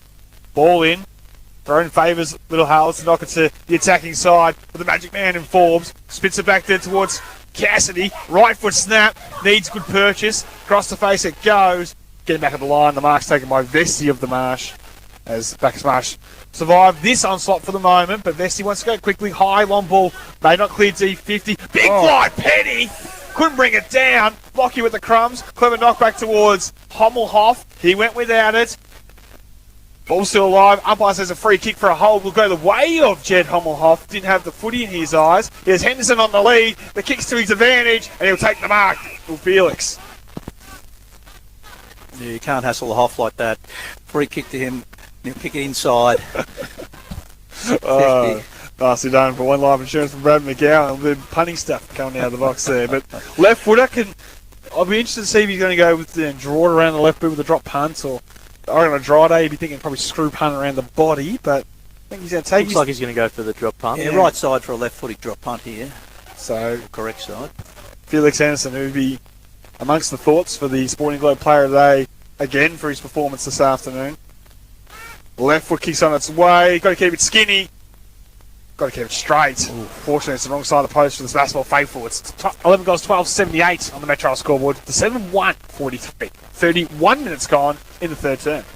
Sam Griffiths, Bacchus Marsh. He's going to do the kicking duties, of course. Recruited from Gordon this year. Back to Bacchus Marsh. Was with them formerly in 21, and he goes out towards the broadcast side. Lockyer was first to arrive. Couldn't hang on. Freeman down there for Bacchus Marsh. Couldn't quite pick up the ball cleanly, and bodies spill over it. We'll get another ball up. The Griffiths should be fine from being from Gordon. They're used to this sort of weather. This is summer's day. Yeah, Gordon. Beautiful. I'm interested to get your thoughts on Joel Freeman's game this afternoon, Brad McGowan, because I think he's just felt like he's had not any influence this afternoon. Is Shea is able to emerge? Yeah, look, I agree that, the area that I've felt that Bacchus Marsh have fallen down is that they're tall forwards inside 50. They just haven't been able to get many marks. Now, having said that, the delivery hasn't been perfect. It's generally been pretty ugly, but they haven't been able to mark the ball, and often they haven't been able to get it to ground enough or keep it in there. They've now done a number inside defence on him this afternoon. Huxtable over the shoulder was more in hope than anything. Off the deck goes Bambury as it dribbles inside forward 50 Minari. Well picked up by Henderson. Hello. Left foot around the body towards full forward. Almost picked up by Forbes. Bounce up like a cat. Drilled without it. Umpire waves play on. Thought it spun out of the tackle. No free kick. Keel just outside 50. Too Tall takes the mark. Not hard to be too tall when you're going up against Ethan McKercher. No disrespect. I had him covered in grade 4. He looks at McKercher as if to say, what are you even doing competing against me? Keel will go short into the pocket. Finds a target. Fletcher, I think, the man with it. And as we approach the three-quarter time siren, we'll go back and take his 30. So, with a chance to extend this margin, still trying to properly identify who it is. I think it is Fletcher, but it is a Sebastopol player nonetheless, who drops it short in the end and finds Minari on the lead. A really good decision just to lower the eyes and hit a really nice gun-barreling straight, low trajectory ball to Ash Minari, who takes the mark, and they advance the footy 15 metres forward, and Minari, well within distance here, can go back and put this margin out to quite a tough one to come back from, Brad. You could tell the Bacchus Marsh players thought that they were going to do that, because they were all yelling at each other to cover off, but Sebastopol was still good enough to be able to create the leading lane for him. So Minari, to send the house down, sends it on its way, and it's left.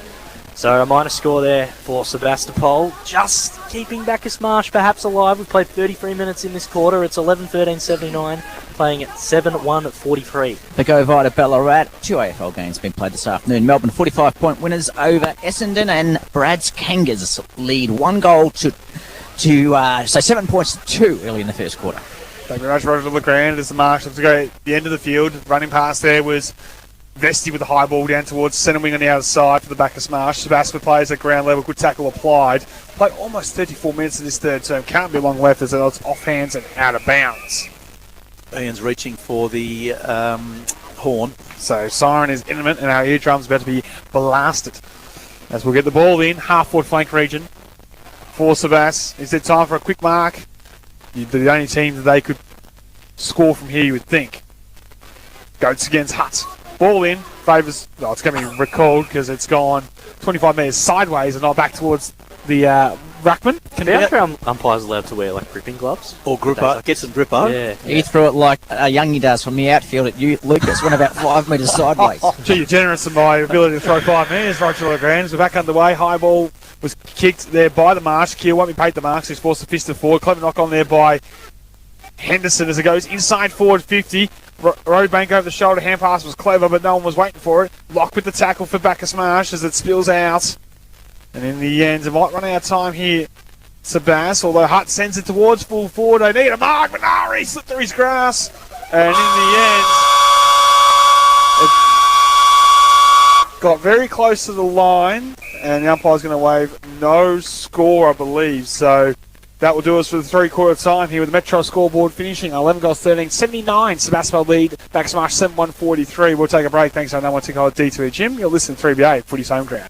Jonesy and Amanda. Driving you home. Every now and then you read an article about different personality types. There's introverts, there's extroverts, now there's utroverts. Isn't anyone just normal anymore? I think you can put your hand up. I look at you and I go, woo. I think I look at some of your behaviours and I go, woohoo. Have you heard of a flibberty-gibbet? Yeah, that was in Sound of Music. A flibberty-gibbet is a silly or responsible person. Now, how do we solve a problem like Talks Maria? excessively, often about trivial things. You're a bit of all of this. You are a dredger and a goalpost shifter. Those terms aren't on here, Brendan. That's you. Well, you're a name caller.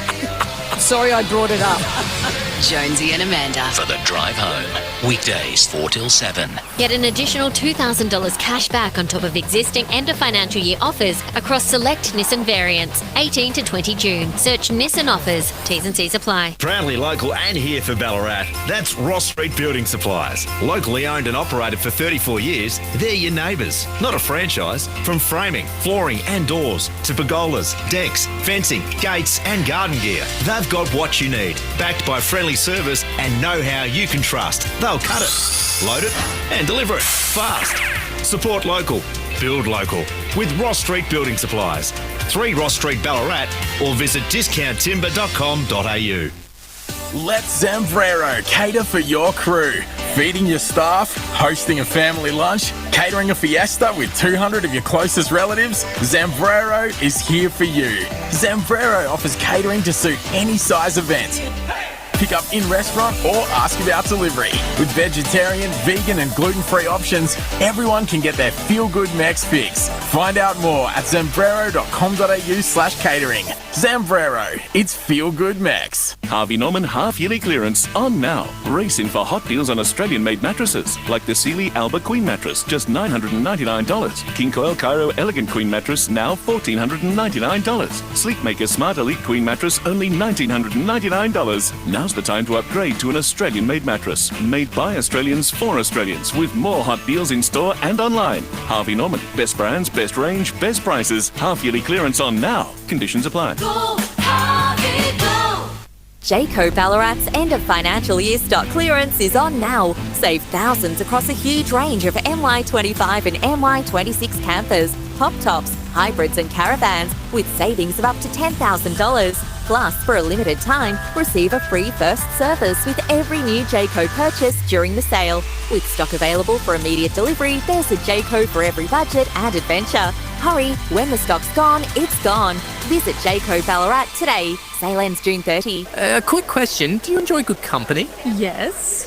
A proper gin? Obviously. A laugh? Absolutely. Well, congratulations. You're a larrikin. Visit the Larrikin Bar at Kilderkin Distillery, 14A Hill Street, Mount Pleasant. Internationally award-winning gin, whiskey and liqueurs, cocktails and a few cheeky bites on the side. The Larrikin Bar at Kilderkin Distillery, Ballarat's home of modern mischief, and where every good larrikin belongs. There's only one hybrid with an engine so smooth you could play a record on top of it. In fact, that's what you're listening to right now. This record is being played smoothly on top of a Honda CR-V, all without skipping a beat. And if you think that's smooth, get this. You can make the Honda CR-V yours from just $49,990. The new Honda Hybrid CR-V, smooth sailing. Available now at Ballarat City Honda, LMCT 10285. Ballarat's 3BA, covering the McDonald's Ballarat Football Netball League, live. Just pops it out towards the right forward pocket, and Tony Lockyer worked hard from the back line, went inside 50, got into position, it took the mark, found the hole, starts his approach. Kick is on its way, it looks good, it's got to hold its line, and it does. Inside forward 50 here for the Marsh. Hutt with the knockdown. Snap by Kovacevic! Got it! Over the line! To the right of Marsh. A wonderful finish by Kovacevic.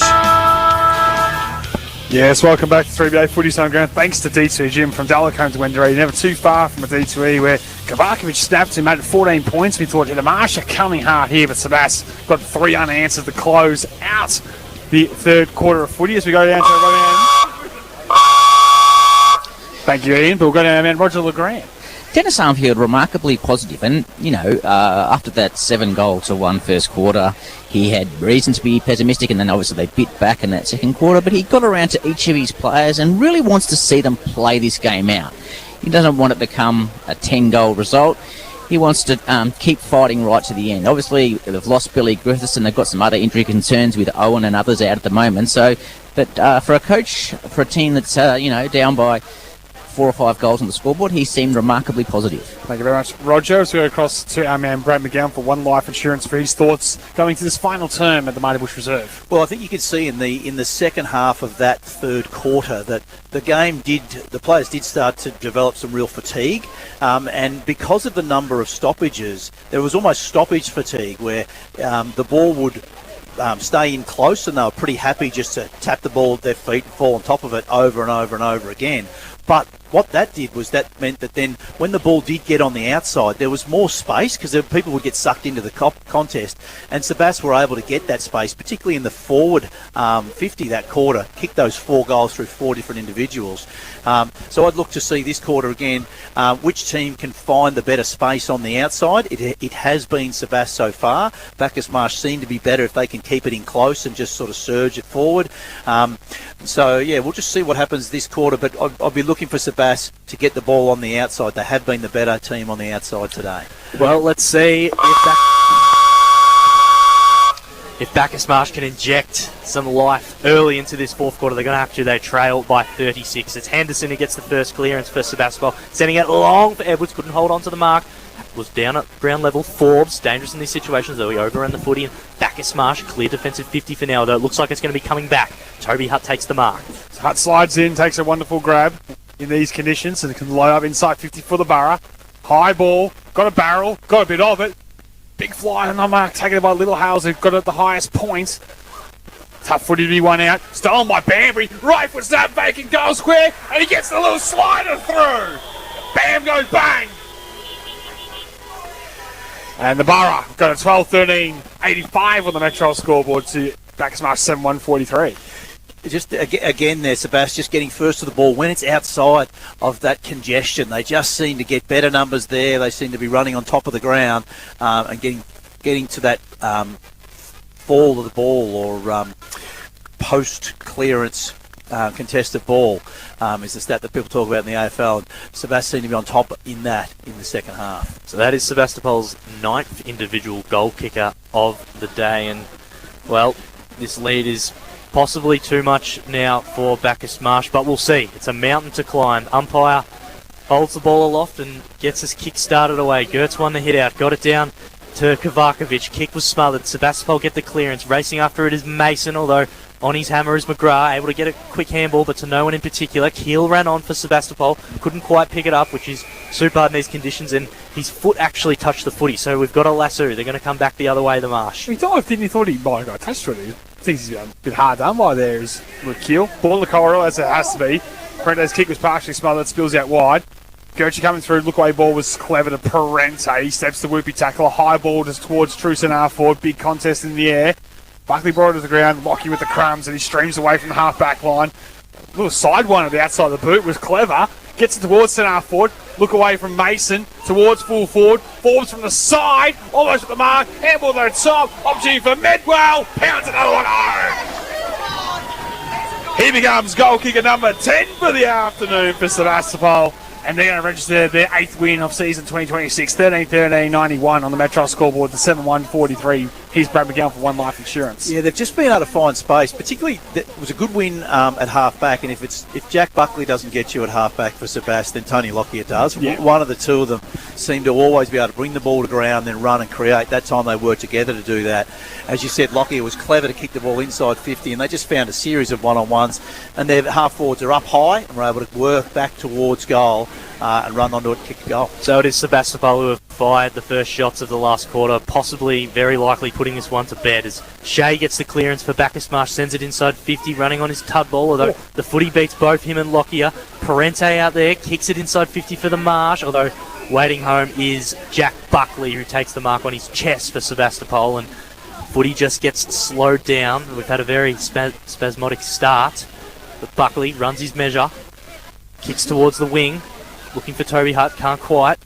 Out the back is Huxtable, went without it. Very hard to be clean in these conditions, and now the ball falls towards the boundary line for a throw-in on true centre wing. Around the grounds for Go Vita, news from Clark Oval, Sunbury. So Sunbury have hit the front. They're 9 points up. 3 goals each to Newitt and Doyle for Sunbury. For East Point, their goal kickers have been Jacob Brown up forward today with 4. Sam Lucas finding some time up forward this afternoon, Youngie. He's got 3 goals. Yes, he's been a little bit of a mood the last couple of weeks with Lucas and been quite fruitful. Keeping an eye on those scores as we go back to the action here. True centre forward, the Marsh, with McKercher couldn't gather. Cassidy, who's been enormous, got it off to Henderson. He doesn't have a bad day. He gives off to Buckley. Right foot kick go into the corridor. Tough one from McGrath to mark for Bacchus Marsh. He just slaps to his own advantage out towards the vacant centre wing on the outside, and the foot race on Ernest. He just hacks it off the deck, trying to get it forward. In the way will be Keel. Clean pick up, spits it wide. Sebastopol retreat initially by hand.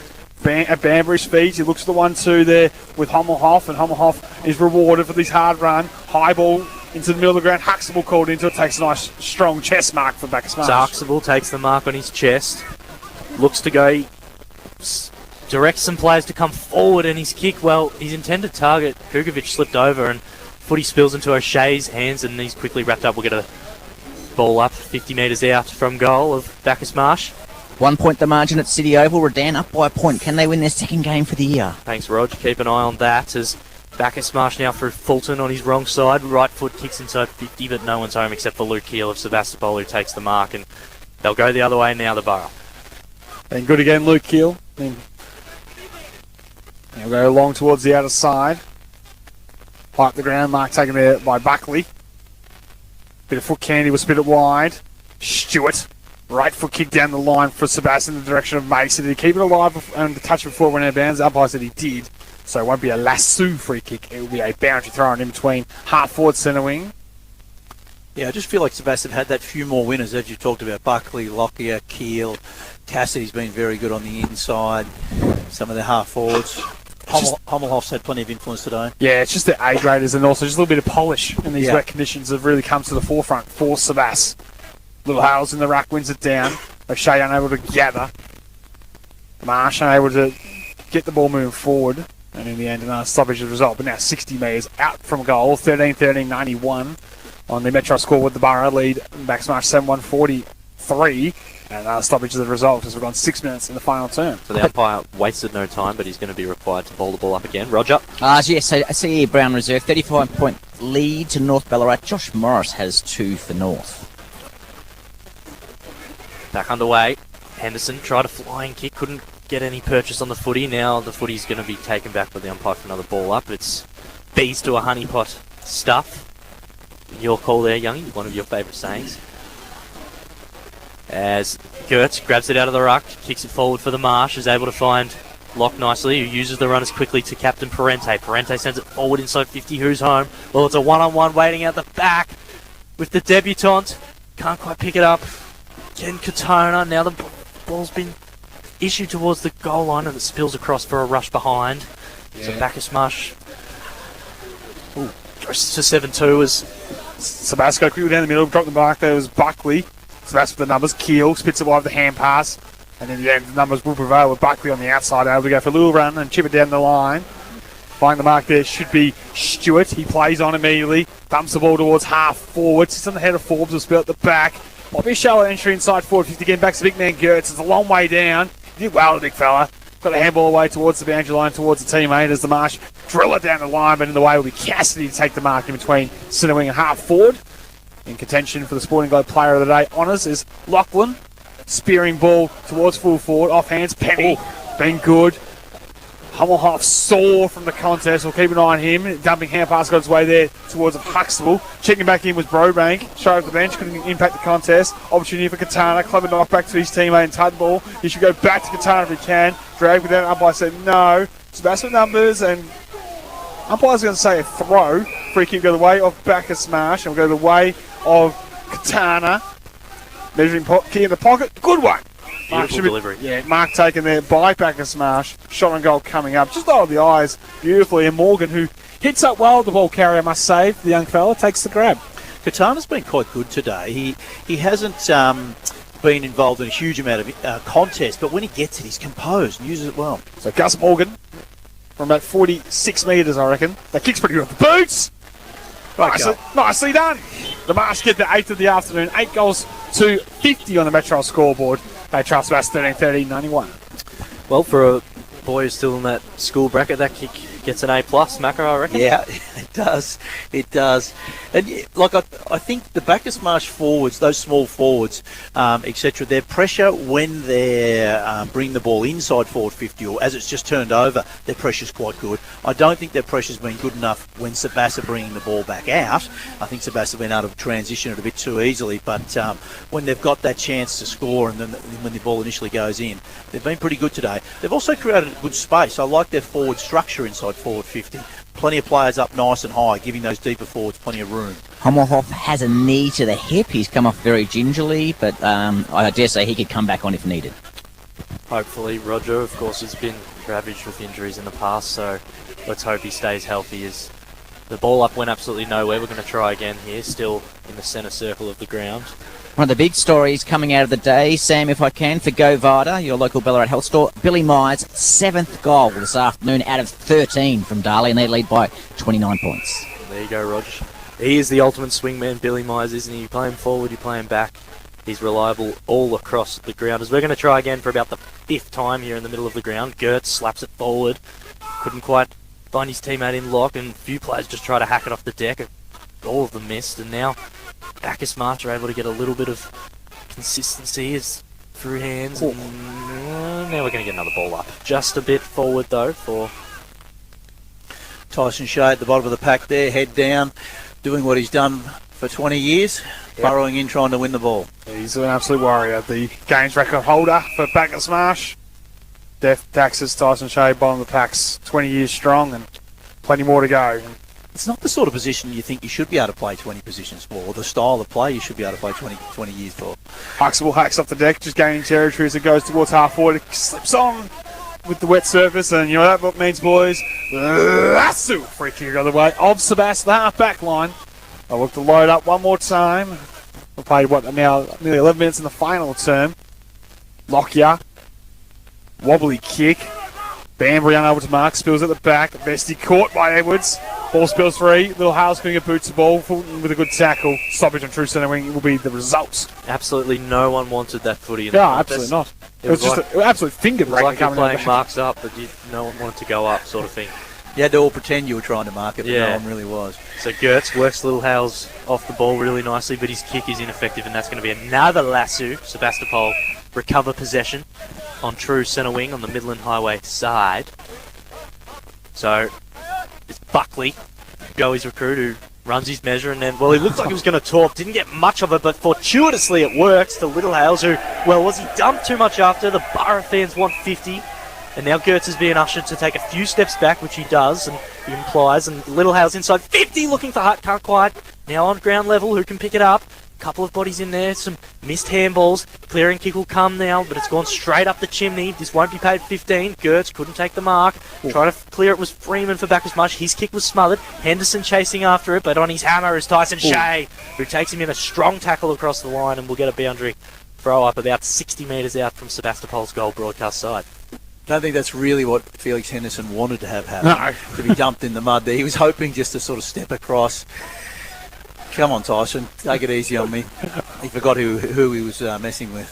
Ball in, 50 out from goal. Now tap down from Gertz. Hacked off the deck by Cassidy. Inside 50, umpire will pay the mark. O'Shea couldn't hang on. Hart with the crumbs. Right foot snap around the body. Breaking things up was Huxtable. Maybe held without. Umpire said no. Good tackle by the big fella Edwards. Got Penny to ground. Keel was being industrious again.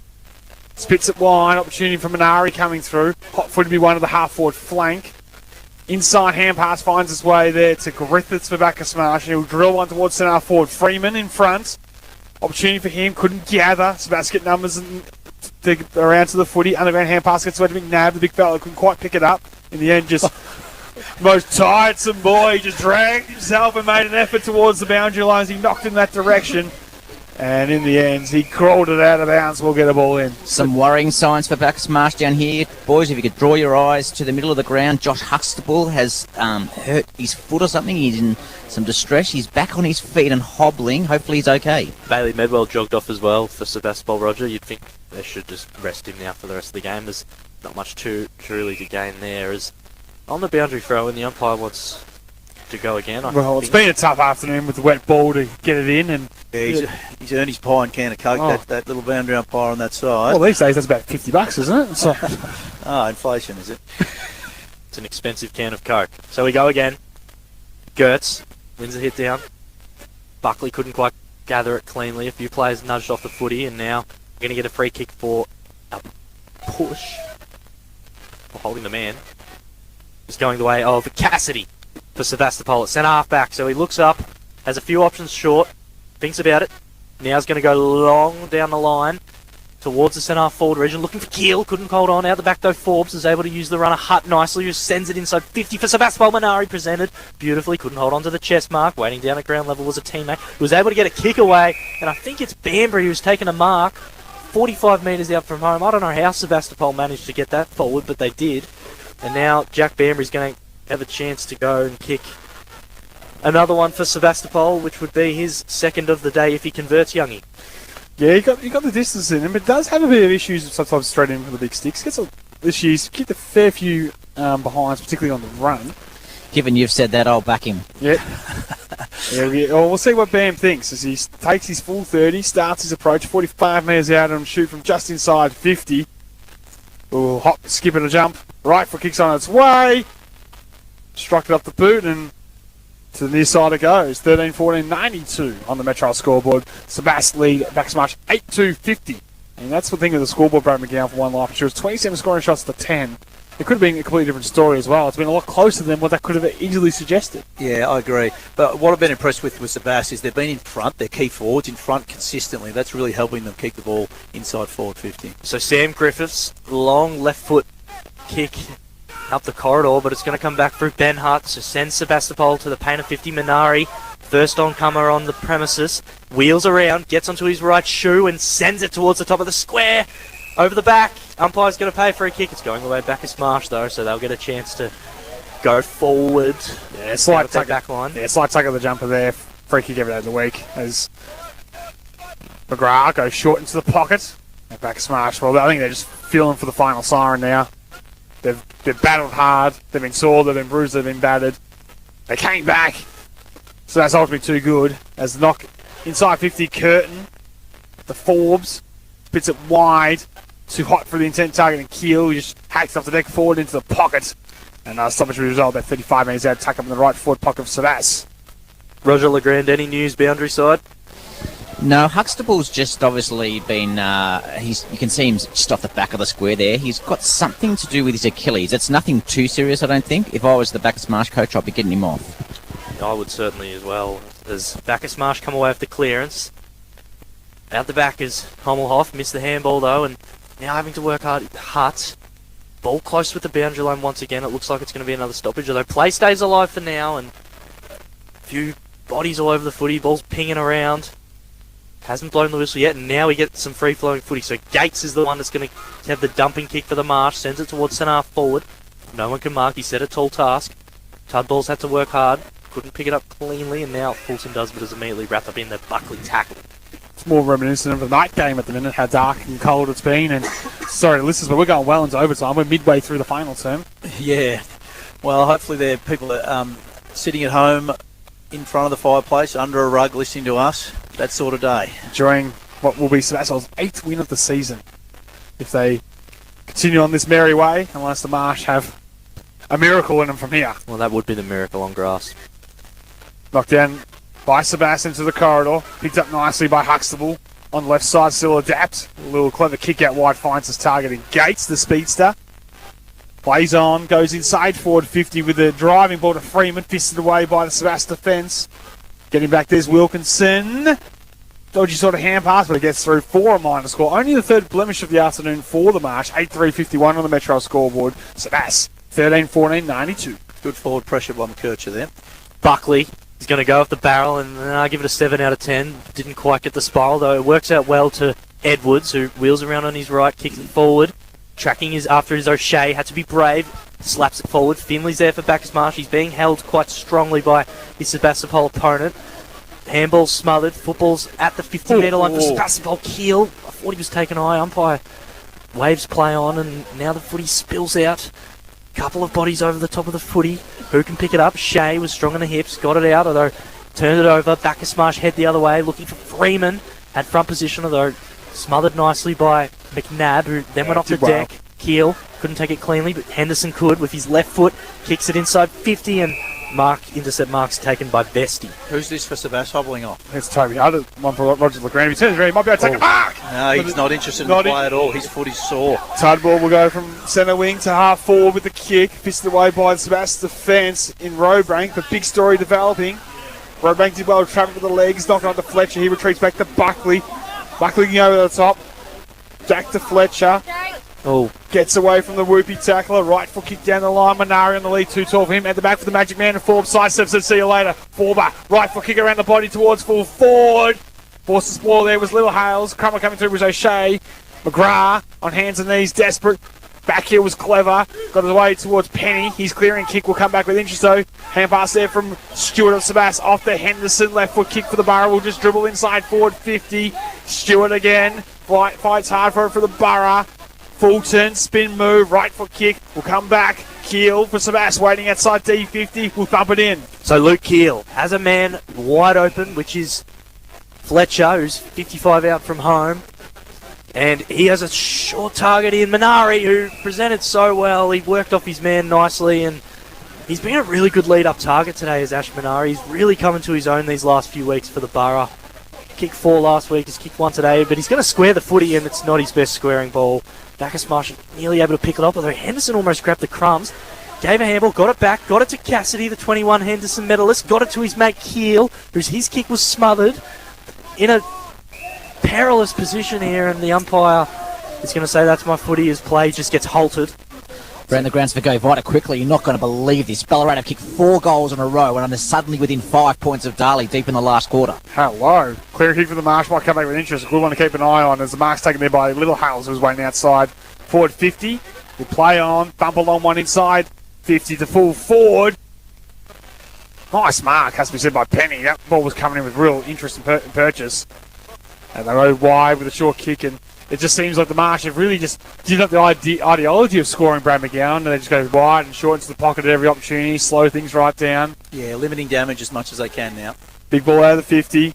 Stewart waits down for Sebas, and we'll get a ball. Roger LeGrand boundary side. He'll be able to chase down an update at all, Roger, on Toby Hutt. Maybe. I was just talking to the trainers. You got us, Roger? Yeah, so he's just copped a kick to the shin, apparently, so nothing too serious, but as we all know from getting the kick to the shin, very painful. Well, we need some shin guards. Maybe he's going to play in the ruck too. Just saying. He has had a really good year this year's Hutt, so hopefully that's all good as Bacchus Marsh go forward to centre forward. Parente over the top. Thought about a handball, went with the kick, has a vacant goal square, kicks that way, but it's to the right for a minor score. So, in the dying stages of this match here between Sebastopol and Bacchus Marsh, it has been all the Borough today. They lead this one by 40 points. Sam Young, we've played 22 minutes in the last quarter, and Bacchus Marsh will be holding on to the siren now. Most ruckmen do wear a shin pad on their lead leg. He doesn't seem to wear shin pads on either. Yes. That might be something to think about. I think that might be a life lesson for Toby. As the kick from the fullback position wasn't touched, the last 2 free kick, and the Marsh can go inside forward 50. Marked down by Parente too far at the score, you'd feel, on 50. Sets one up towards the top of the square. Off hands, kept the live snap. Was smothered there by Wilkinson in the last line of defence, and another blemish to the afternoon of Bacchus Marsh. 9-5-53 on the Metro scoreboard, Trust 13-14-92. And these dark clouds have surrounded us all afternoon at the Maple, which was the lights have been on since the start of play. And the lights on the cars are helping us with good vantage points here around the ground. If you're listening, turn your lights on, give us a hand. It is interesting how that velodrome enters boated both sides much better today, as Buckley with the kick out for Sebastopol. That's going to come back for the Marsh, and that might be a lasso. Close. No, it's inside 50. So boundary throw in about 35 metres out from Bacchus Marsh's goal. They trail by 40 points. We played about 23 minutes in this last quarter here at the Mighty Bush Reserve. We hope you've enjoyed our company today as we're about to get this one back underway in the left forward pocket for Bacchus Marsh Youngie. Inside forward 50. Smash with the tap. Coming through there was McKercher, and they were together. The bar of soap that would be disguised as a football this afternoon. Tough to deal with, Brad McGowan. Just random ruckman shin pad fact. I remember working with a ex-AFL ruckman. He said he had a custom shin pad. They cost $1,000. Wow. To get a custom ruckman shin pad. Could borrow one of Youngie's cricket pads. Could. Probably wouldn't be working quite as well. It'd be harder to run in. Well, I got blown up every week this year, so we've got to find use. Opportunity inside forward 50 for the Marsh. Missed the hand pass, but it will still work out the Shea as they spit it wide. In the end, it was Parente's battle on hard, couldn't gather. Back to Tyson Shea. The Marsh get a high kick towards full forward. Huxtable from the side, big fly, couldn't bring it down. Keel on hands and knees, just burrowed one underneath there to Henderson, who just smooth operator, gets through traffic, spit goes wide and finds Ash Minari hitting up high even late in the game. He has had his usual second half influence, Henderson, as the sting goes out of the game. His ability to be able to use the ball and step out of traffic gets better and better. So Minari down the line looking for Forbes. Can't mark, although did well to overwork his opponent in Transman, and now Bacchus Marsh got the kick back. Parente picked it up smoothly. Tap over the top from Buckley.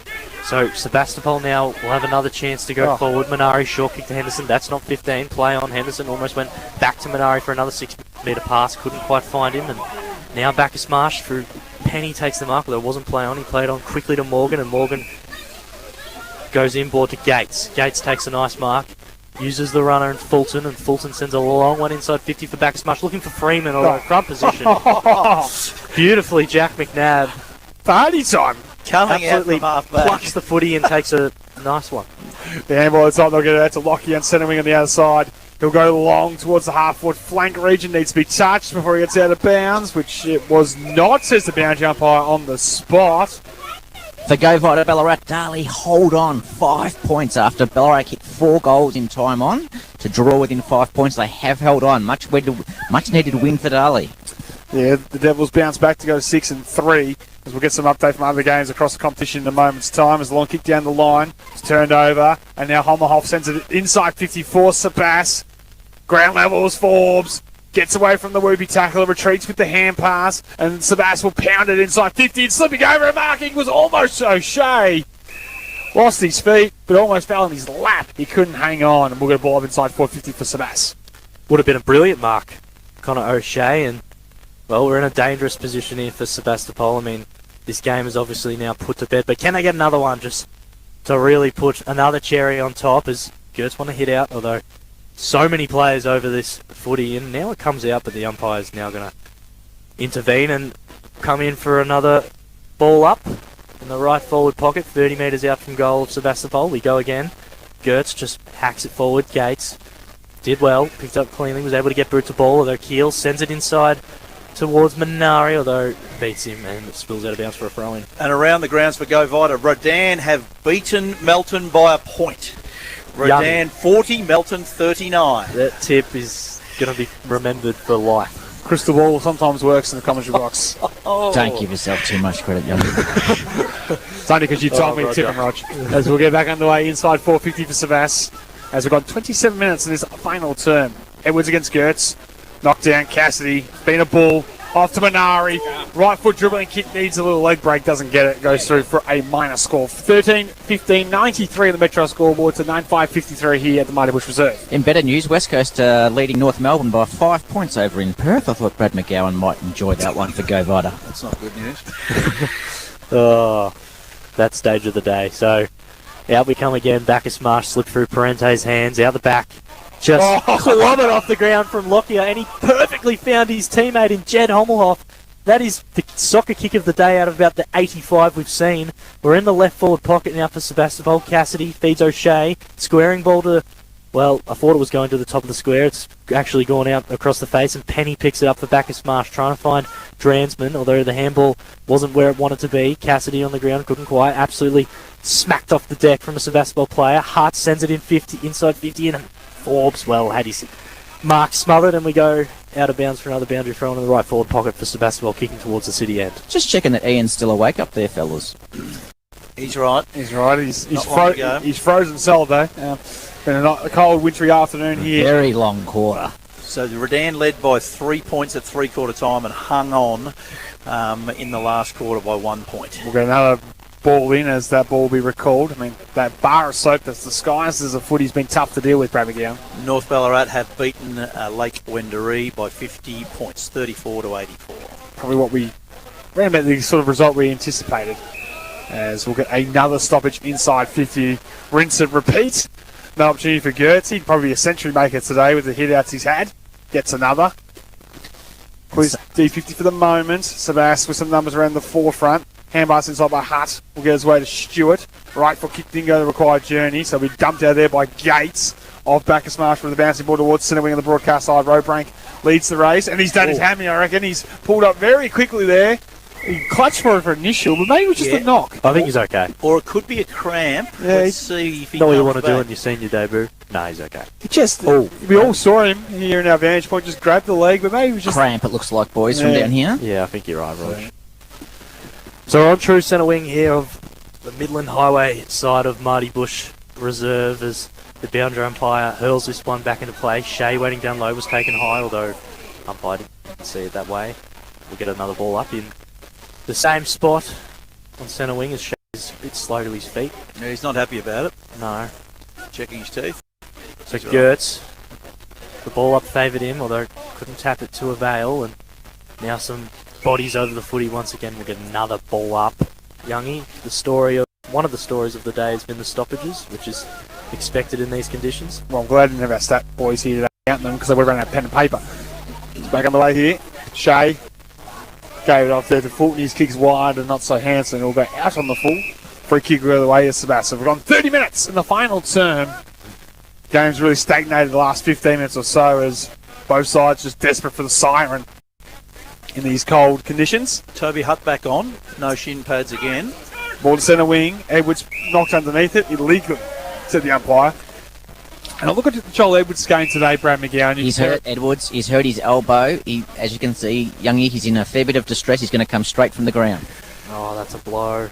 I think he's all right. Could just be a stinger. Yeah. I mean, it's not funny on that bone, if you know what I'm getting at. It looks it's not very humorous. So high ball. Sends it forward. Forbes. Down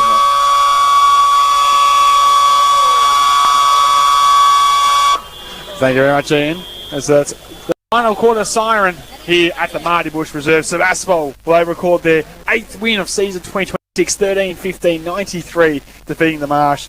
9 goals, 5-53 for Sebas inside forward 50. There was a lot of opportunities for goals. A couple of Cassidy, Forbes and Minari with singles to Fletcher, Medwell, Hummelhoff, Ben Hutt, Tony Lockyer, Jack Banbury and Toby Hutt on the score sheet. Whilst for Bacchus Marsh, a couple to the debutant and Katana and a couple to the Cody Gates with singles Parente, Kubarkovic, McKercher and Angus Morgan. You were their goal kickers this afternoon, but in the end, the side that dominated the way to possession, the way to territory of the afternoon for one life insurance, Brad McGowan, walks away with the 4 points off.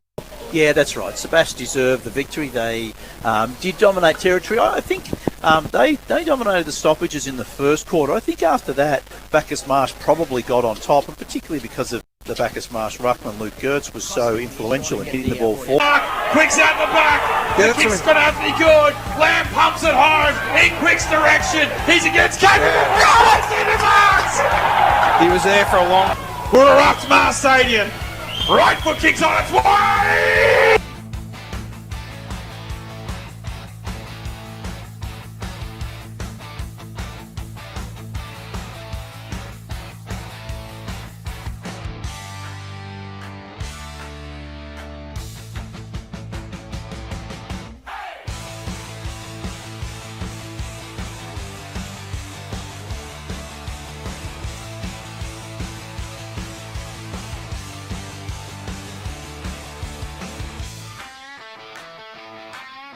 I wish